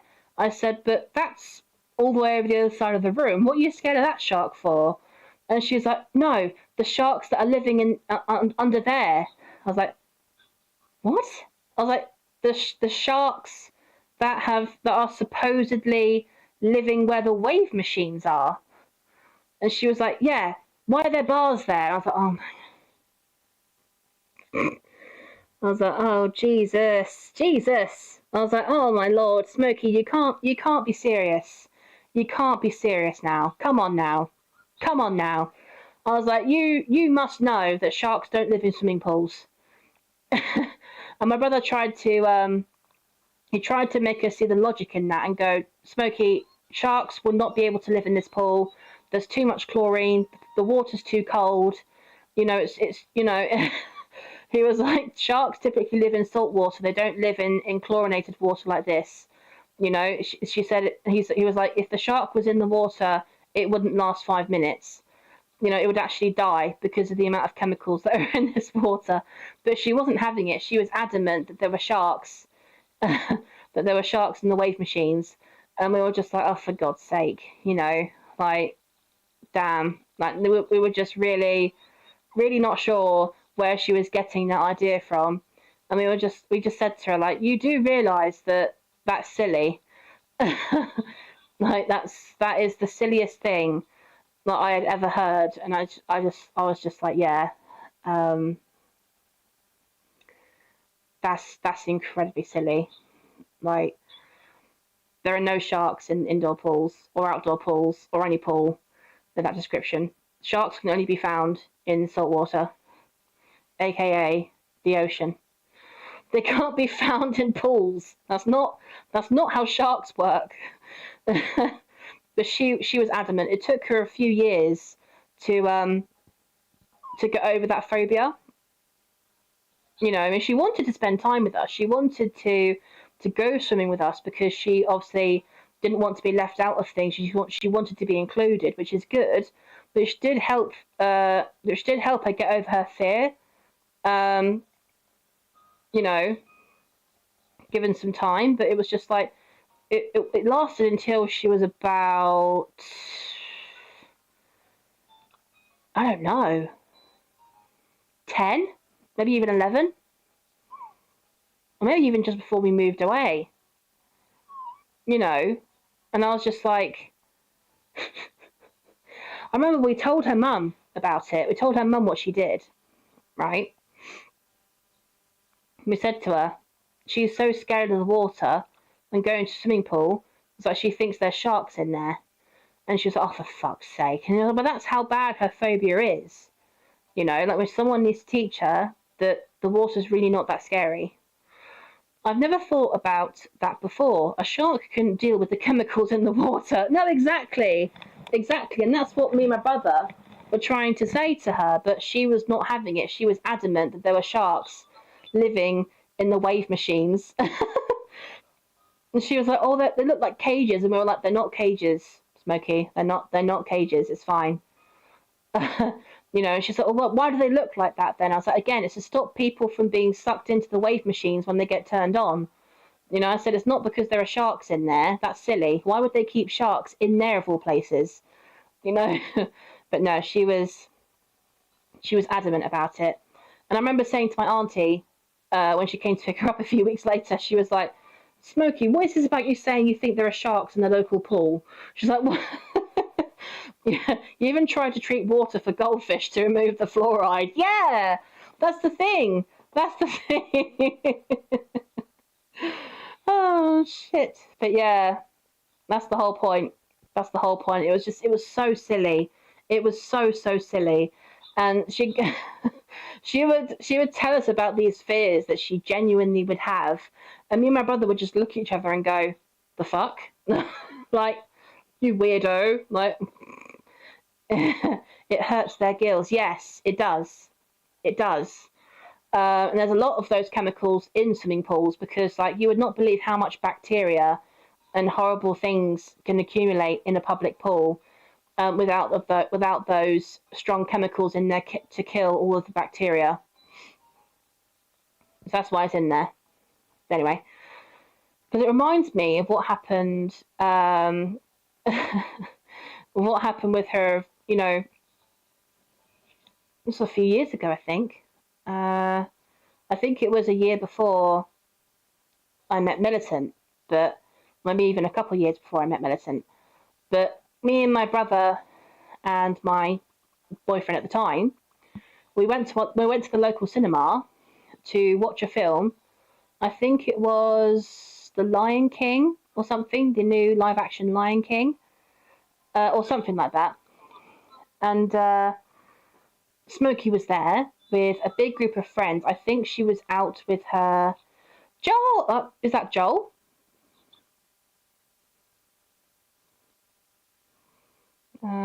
Full of coke and I'm wretched and broke, so I store into the endless. Yeah, that's Joel. Hello, Joel. It's good to see you. Welcome on in. Welcome on in. But yeah, so we went to the cinema and we were getting ready to watch the film and everything. And then I turned around and she's sitting in the other lane with a big group of friends. I think she was like staying over a long weekend with her brownies or her guides or something, like she'd gone away for a camping trip with like a big group of friends. And they had just finished watching the film, so they were about to leave.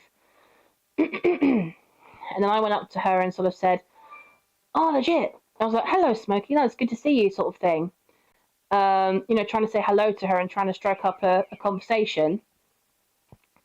And then she looks at me and then she goes, "Ugh," like really sort of gives me a look of sheer disgust and, like pure, like, like aggro because I dared to say hello to her, right? Which was out of character for her. And I was just like, huh? Like, I said to her, like, "Oh, are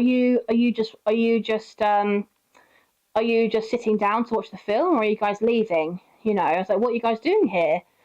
And she was like, "Oh, honestly, can you just fuck off?" And I was like, whoa, like, whoa. And I was a bit like, wow, I'm not really sure how to respond to that, because I've never once heard her swear at all, or like, talk to me or my brother or any of our family members that way. And it was just like, it was very out of character for her. And I thought, what the hell is going on? Like, why is she talking to me like this? Like, I've never heard that from her before. Even now, I still don't know why she said that to me. I still don't know why she said that to me that day. But anyway, and then when she told me to kindly fuck off, not so kindly, her friend, one of her friends who was sat next to her, was like, "Smokey, like, what are you doing? Like, why are you speaking to her like that?" And then Smokey was like, "Oh, she's just my cousin. I can speak to her how I want." And then her friend was like, "That's a family member? Like, what are you doing speaking to a family member like that? Like, that's incredibly rude." And then Smokey's like, "It doesn't matter," sort of thing. Like, she was really, really being quite bitchy about it. And then that was the point where my ex-boyfriend and my brother came over, and like they could see that I was visibly sad or upset. And my brother was like, "What's wrong?" And I was like, "You won't believe this. You won't believe this. Like, Smokey's just told me to shut up, but to shut up and then to fuck off, or to fuck off and then to shut up, and then to leave her alone." And then my brother was like, "The fuck?" Like, I looked over at Smokey and was like, "Bitch, really?" Kind of to say like, "Why are you treating my sister this way?" It was a bit. Even my ex-boyfriend at the time was a bit like, "Whoa, like, that's too fucking rude. Like, whoa, like what's going on here?" And I didn't let it. We're in the film, we sort of we watched the film. It was a great film to watch. We really enjoyed it. And then after we watched it, my cousin sort of left with her group of friends, and then I phoned my mum to let her know that A, the film had finished and we were on our way back, and B, on our way back, and then could my dad come and pick us up, and because there were no more buses, and B, she probably wanted to look cool in front of her friends or something. Probably, but I don't know. It's kind of a shallow thing for her to do, and she's not typically a shallow person. So why she would want to act that way in front of her friends? I mean, if that was something that she was trying to achieve, she failed miserably because her friend turned around and she was like, "Why are you being rude to a member of your family?" Like, all she was doing was saying hi, and you turned around and told her to fuck off. Like, what? Why are you being so rude to her? Like, she didn't understand, So even her friend was like, "Whoa, Smokey, like that's too much," sort of thing.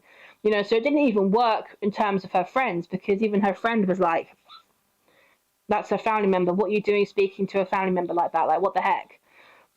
She didn't understand. So when I came home, right, I then told my mum about it. I said, "Oh, mum, the strangest thing happened." I told her what happened, word for word, what I said to you. And then my mum was like, "Wait, Smokey said that?" "Yeah." "At the cinema?" "Yeah." "To your face?" "Yes." "In front of all those people and her friends?" "Yes." "Fuck, I'm gonna phone her mum." I was like, "Wait, really?" She's like, "I'm phoning your aunt." She said, "Nah, I'm not leaving that there. Nah." She said, "I'm sorting that." I was like, "Oh shit." So honestly, she phoned my aunt and then told her and everything, and my auntie was like, "What the fuck? Oh, just wait until she gets home. Oh, I'm gonna tell her this. I'm gonna tell her you do not speak to a family member like that. Oh, I'm so ashamed. Oh my god, I'm so embarrassed. I'm gonna tell her she can't speak to people like that. Oh my god." But she was really angry and embarrassed at the same time, the fact that her daughter was the one who spoke to me like that. And she was like, "Oh, and it's Catsy saying that as well. She never lies. Like, she won't make this up. Like, oh, I'm so angry with her." And I was just like, whoa, like, I've never heard my auntie be that angry before. It was kind of, I didn't know what to think about it. It was kind of like a bit of a strange type situation, because normally my auntie's very chill. She's normally very chill. She's normally the life of the party. She normally couldn't give two shits about what people say. But like, if you're disrespectful, she's like, nah. So, but yeah, it was just so funny. And then because that happened, right, the day after, my other cousins then came over. My cousins that are from my other auntie. And I told them what happened that day at the cinema. And they were just like, "Wait, what?" So I told them, and they were like, "Oh my god." And then we make a little joke out of it, where every single time we see each other, we go, "What are you doing here?" And they're like, "Oh, what the fuck are you doing here?" And I'm like, "Fuck off." And they're like, "Fuck off." And it's just like, we turn it into a little game because of what she told us to do that day. It's just, oh, it's so funny. It's kind of like one of those inside jokes where you just have to be there, you know. But oh my god, that was one of the most wacky things that she said to me, for sure. Oh man, it takes me back. It takes me back.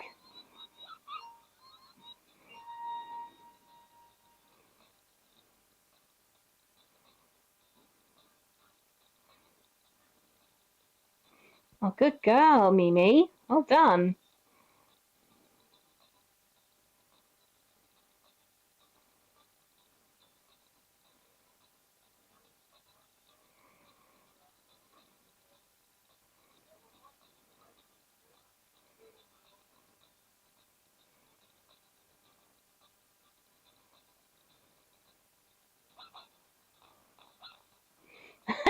So fuck off became a meme, lol.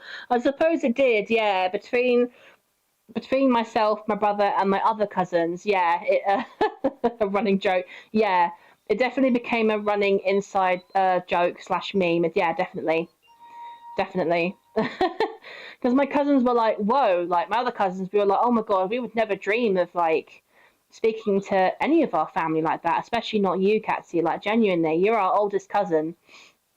You know, we have the highest amount of respect and love for you. You know, like if we bumped into you in public, even if we were out with our friends, we'd be like, "Yo, bitch, what you doing here? Oh my god, it's good to see you." Like that, they'd be like, "Sit with us, bitch.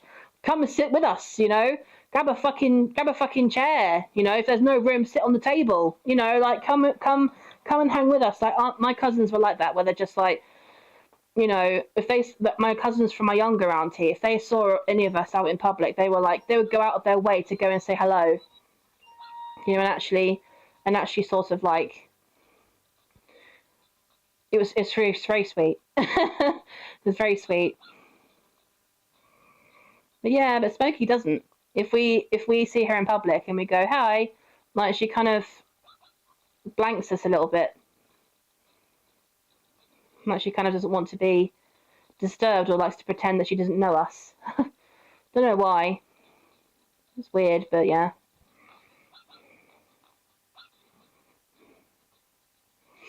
And then my other cousins, I think it's probably the Italian in them, because my cousins from my mum's youngest sister, their dad is Italian.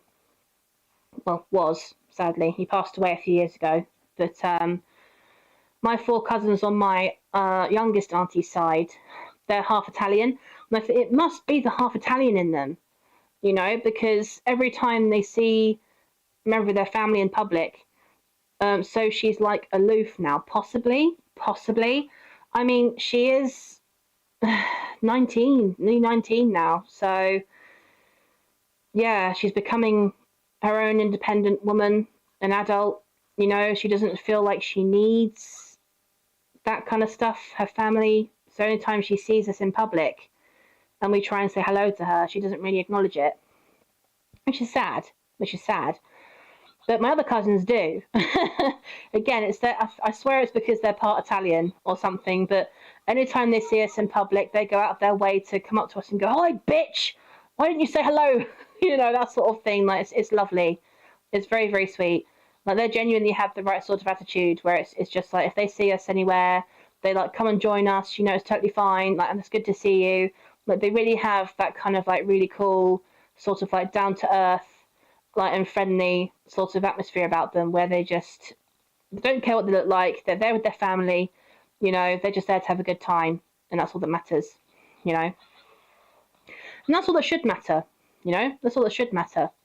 If you're surrounded by a company of people that you love and people that you enjoy hanging out with, and you're having a good time and everyone's happy and it's all good vibes, then that's all that matters, really, isn't it?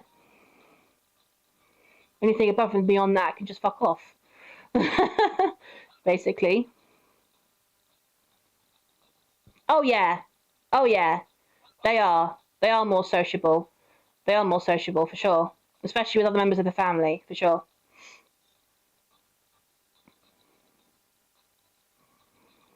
And especially with me and my brother and our other cousin. It's probably because Smokey is an only child. So I don't know if she understands the concept of having to constantly sort of be aware of other people's. They must be good cooks. Yes, yes, especially Zooch, who is the second son. He is a very good cook. He has taken after his father tenfold because their father, Tonino, he used to own his own Italian restaurant, right smack bang in the middle of Canterbury. And it was very popular. A lot of people used to love eating there. He used to make the best bruschetta ever. He made the best bruschetta in the world, the best tiramisu, and the best seafood linguine. Oh, it was amazing. And yeah, every time we went over there to eat, um, obviously when he was together with my auntie and stuff, like he would welcome us in. He'd be, "Oh, ciao ragazzi," and he would like, you know, give us like kisses and, you know, hug us and like welcome us in because we were his family, you know, and stuff like that. And he pretty much did that with us, pretty much until he then handed the restaurant over to his brother and moved over to Spain and opened up an Italian restaurant in Spain. And that's where he spent the rest of his life until he sadly passed away. But literally, even if we didn't go over there with my cousins or whatever, so it was just me, my brother, my mum and my dad, for example, or we went there with our nan or our grandfather. He would welcome us all in because we were family to him. You know, he would give us like a 50% discount and like treat us to free sides that he wouldn't normally do to other people, because to him we were his family. You know, we were the relatives of his children, and that's how he saw us. You know, we were family to him, and that is what people in Italy feel towards their family. You know, family is the most important thing. Family and food are the two most important things in Italian culture. You know, so it's kind of like it's like the best of both worlds. You know, and that's something really beautiful about the culture that my uncle Tonino was from. Yeah, we were all very sad when we found out that he passed away. We weren't expecting it, and it sort of came as a shock, especially to Chi and to Zooch. They weren't expecting it at all, because I like that sentiment. Yeah. Oh no.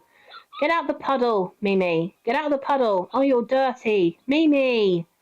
You're a white dog and you're getting covered in mud. Ugh. Gross. Mimi. Yucksville. Come on now. Get out of there. Ew. You don't know where that puddle's been.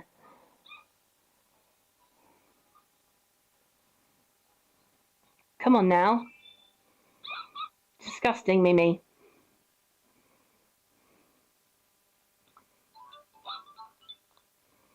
Get off me. You got fleas.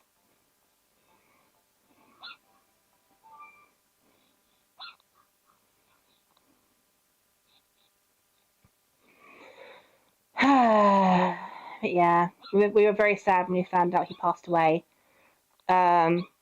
Especially my boy cousins, they were very sad because he was much closer with his sons than he was with his daughters.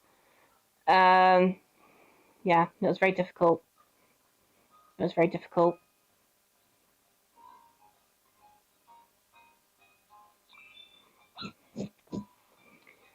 He sounds like a great guy. He really was, at least to us anyway. He was an amazing uncle, amazing father. You know, just a lovely person to be around. You know, I remember one evening we went over to his restaurant. It's called Pinocchio's, by the way. It still is. It still is. But that was the restaurant that that he opened it. He ran it for like 10 years or so. He ran it for quite a while.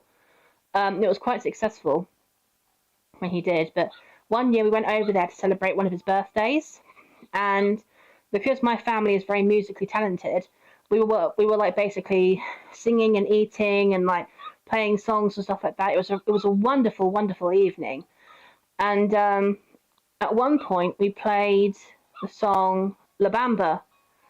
Don't know if you've ever heard of that Slipknot, but it's a very amazing, like sort of like Spanish type theme song.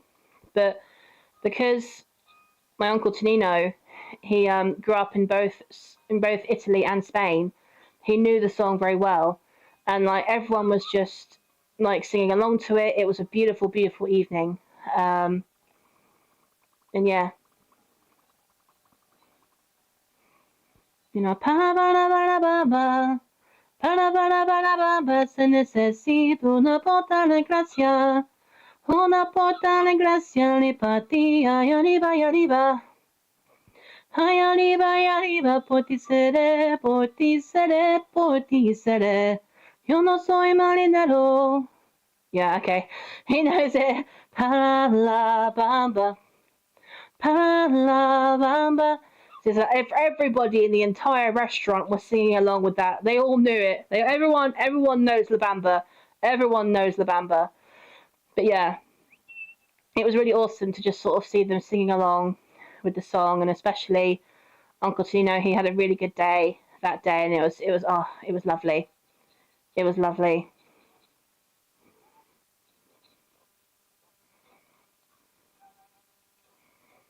Hmm.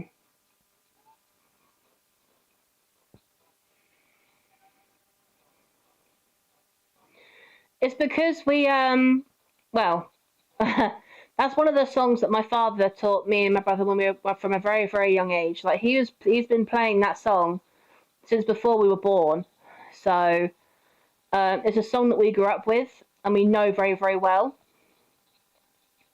Quite a lot of songs, to be fair. My dad would teach us or sing with us, and like we grew up with quite a lot of those 60s, 70s, and 80s type class songs, and it was lovely. I feel privileged. I feel privileged to have had that kind of upbringing.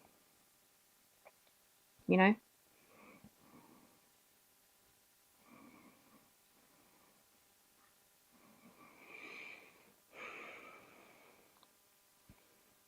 Oops. Okay.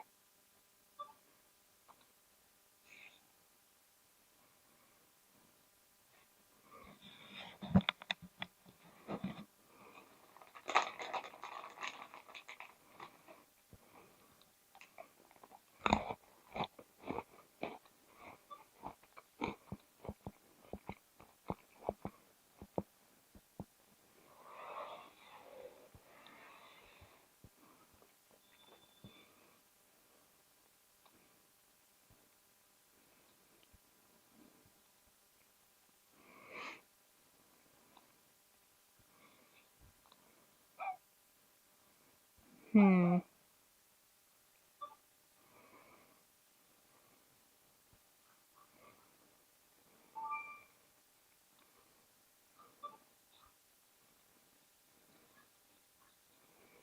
Genu. Genu.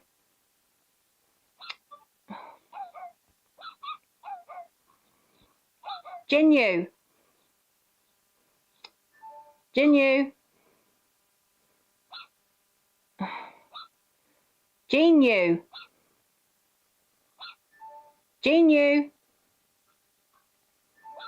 Genu. Genu. How does Genu sound like Mimi? Genu. Genu. Genu. Oh my god. Oh dear. Oh no. Oh no. This isn't good. Every time I call out Jinyu's name, Mimi keeps thinking I'm calling her. Oh no. I can tell you grew up in a decent environment. Yeah, well, yeah. The good times were good. But it doesn't mean to say it wasn't without its challenges.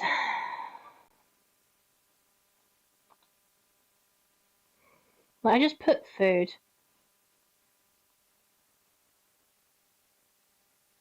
Try it like Ginyu.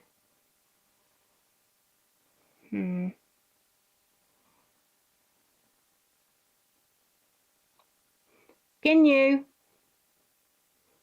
No, it's still calling over Mimi. So if I call her, Mimi! Mimi! Yeah, let's see. Mimi. Kiko! See, Kiko responds straight away.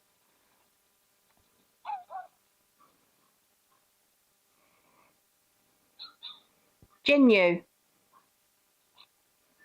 Jinyu. Jinyu. Jinyu.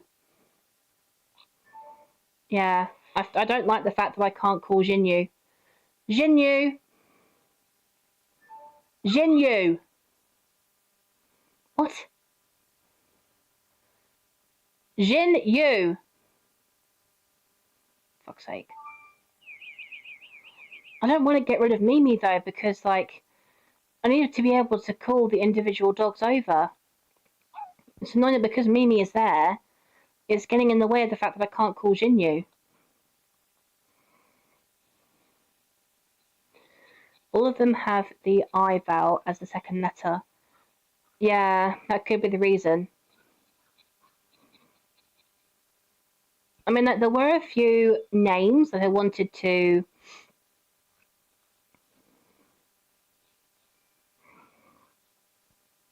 call her.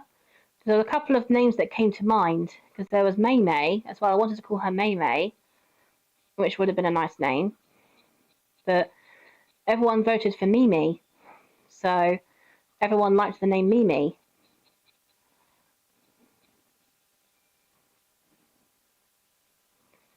It's annoying because, like, once you name a dog, you can't change their name.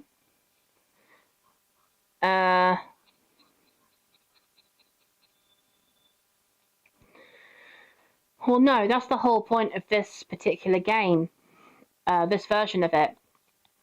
That these guys are supposed to have Asian sounding names.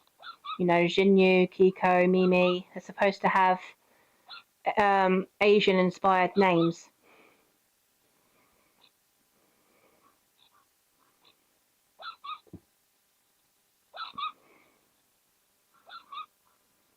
Yeah. I mean, Casper's profile didn't necessarily have any name restrictions there. Oh, what, Mimi? I didn't even call your name at that point, for fuck's sake. There's Casper, Isabel, Bobbin, Cobweb, Hendrix, and Clifford in Casper's one, so they didn't necessarily have a name theme to them. We just gave them names that we thought sounded cool. And then we have the second one, where just coincidentally, the first three animals that we had in there, which were Poppy, Pablo, and Paris, all of their names coincidentally ended up beginning with P. So every name after that had to begin with a P to keep the flow of the P sounding names in that one. So that's why we ended up with Poppy, Pablo, and Paris. Paris being the cat. Then we had Peanut, Primrose, and Paige as well. So all of their names began with P. And then with Revel's one, because her name was Revel and she was a chocolate Labrador, the names in that one were inspired by sweet things. You know, so we have Revel, Om Nom, which is, I think they said it's an American or maybe it's an Australian make of darkened milk chocolate that has either vanilla or coffee flavored fondant in the middle. But the brand name is Om Nom, so we thought that was cute. The cat's called Pumpkin because you can have pumpkin flavored sweets, or you can have a pumpkin spiced latte, or even a pumpkin pie. So that can be quite sweet and cute. And because she was ginger, we wanted to name her after something that was orange. Then we have Tic Tac, who's our light grey and silver Yorkshire Terrier. So he's cute. I think that was Jason's idea. Either Jason's idea or Splat's idea to call him Tic Tac. And then Licorice, who is our black and dark grey coloured Schnauzer. Tic Tac, lol, yeah. And then, last but not least, we have Caramel, who's our lovely light brown and white coloured husky. And then obviously these guys have Asian inspired names. So apart from Casper's version of the game, the other versions have kind of like name sort of themes to them. Yorkie after the chocolate. It should have been. It should have been. You need to kick Void out of Discord messages. Into Discord because he's just spammed 58 messages. Wait, what? Void? No. What? No. You're kidding. What?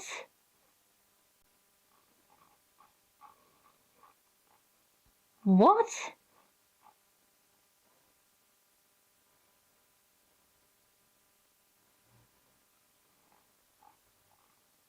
No. What the hell? Oh, for God's sake.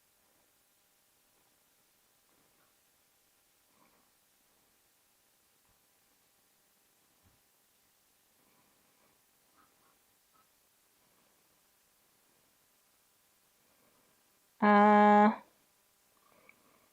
do you do this?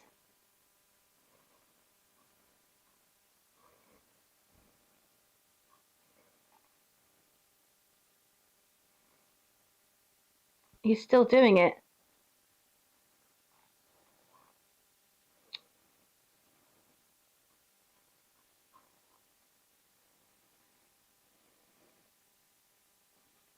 There we go.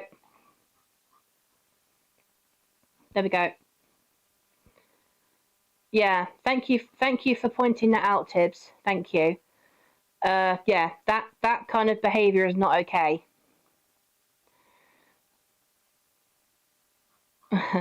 Hello, Jason. Welcome back in, sweetheart. Yeah, I don't know why.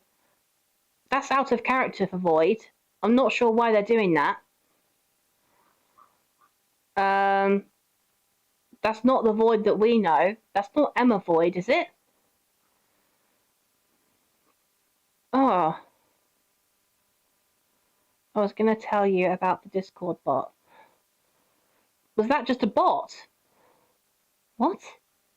That doesn't make any sense. That is so weird.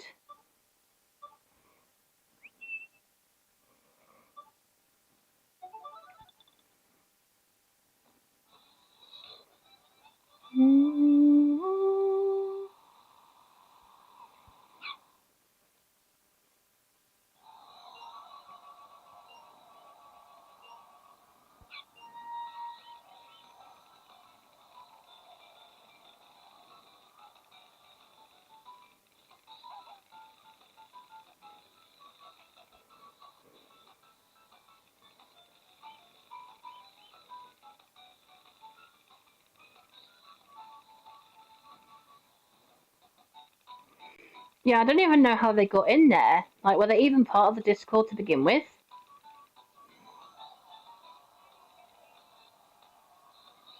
Wait.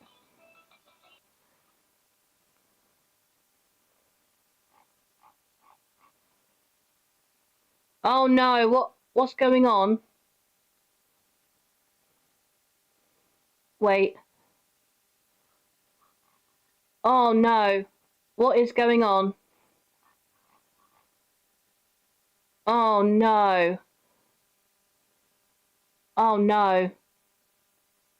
I don't know what's going on, but the general chat is having a full-on spaz attack. I have no idea what's happening. What the heck? I don't know what's going on, guys. I can't see it. The general chat for me is having a full-on hissy fit. Oh my god, what is going on? Can someone get Kuro? We need Kuro. Where is he? Kuro, we need Kuro to sort this. Oh my god. Because I can't sort that now.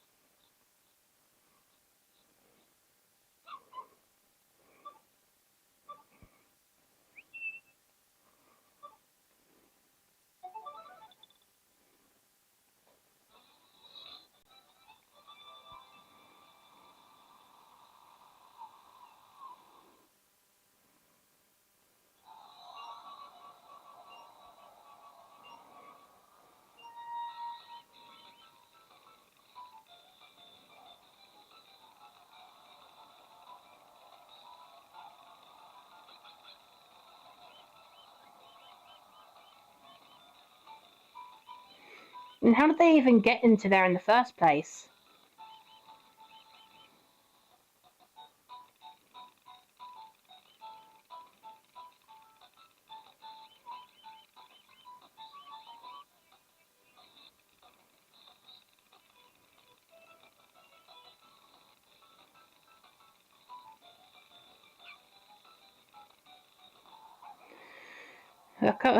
Wait a couple of minutes, and then if it starts again, I'll ping Kira and ask him if he can help.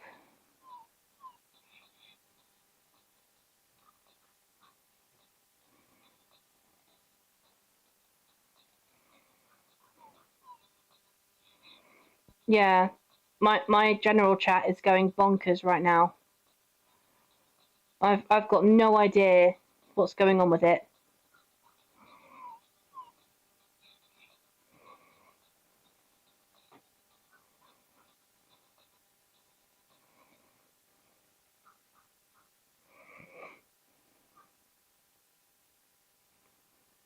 Like, it just appeared out of nowhere. Yeah, I don't understand things that happen like that, you know? I don't get it at all. Anyway, guys, I am probably going to look at ending the stream here because I've been streaming for nearly 4 hours now. We can get back to looking into the let's check on this poll. Oh wow, so there's 6 votes and 6 of you have all said yes to shall I start another Nintendogs plus Cats game for breeds that we haven't had yet.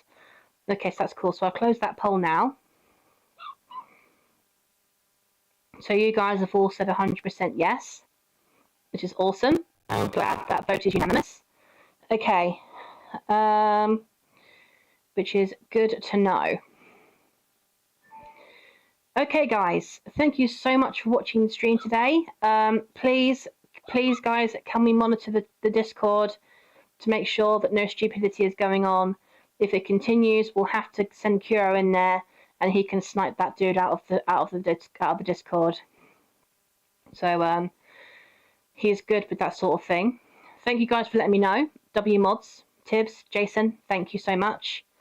Just continue to monitor. And if not, we'll send Kuro in there, and he can do it.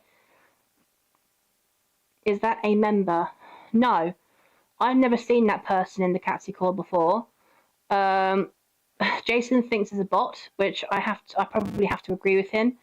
It does seem like it's a bot.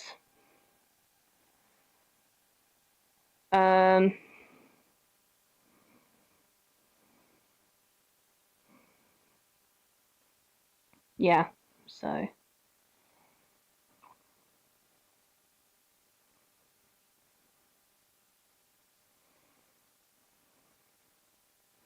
Okay, my general chat seems like it's gone back to normal. I think you got botted or something. Yeah, I think you're probably right, Jason. How do bots get into Discord? I don't know.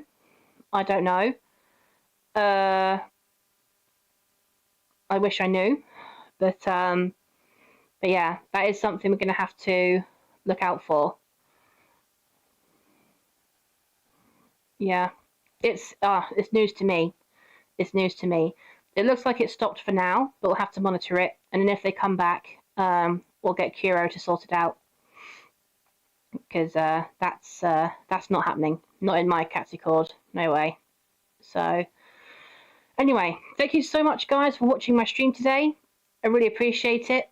WMods, thank you for letting me know about the stupidity that was going on in the Catsy cord, and we'll get back to more Nintendogs at some point tomorrow.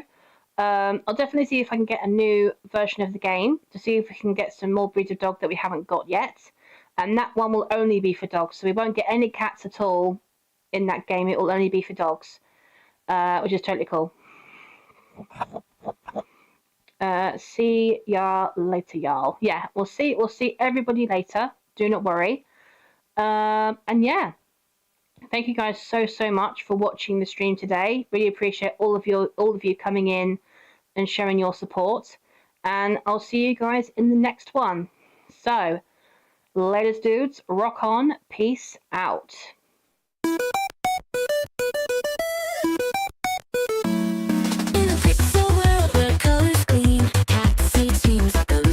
She's got Nintendogs, Pokemon too.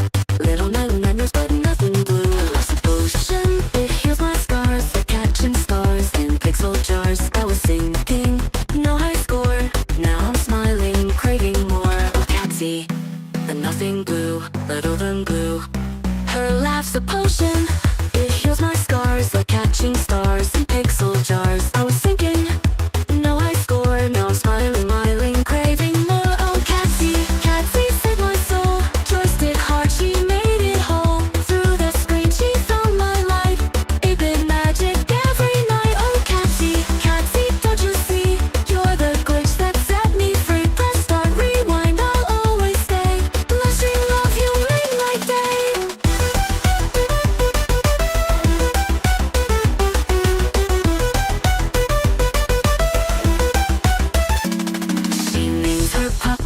lucky spot. Battles and Pokemon gives all she's got. Her little nightmares, she loves them all away. Fear's just a level, a game she'll play. She's the cheat code I never knew. Infinite lives, now my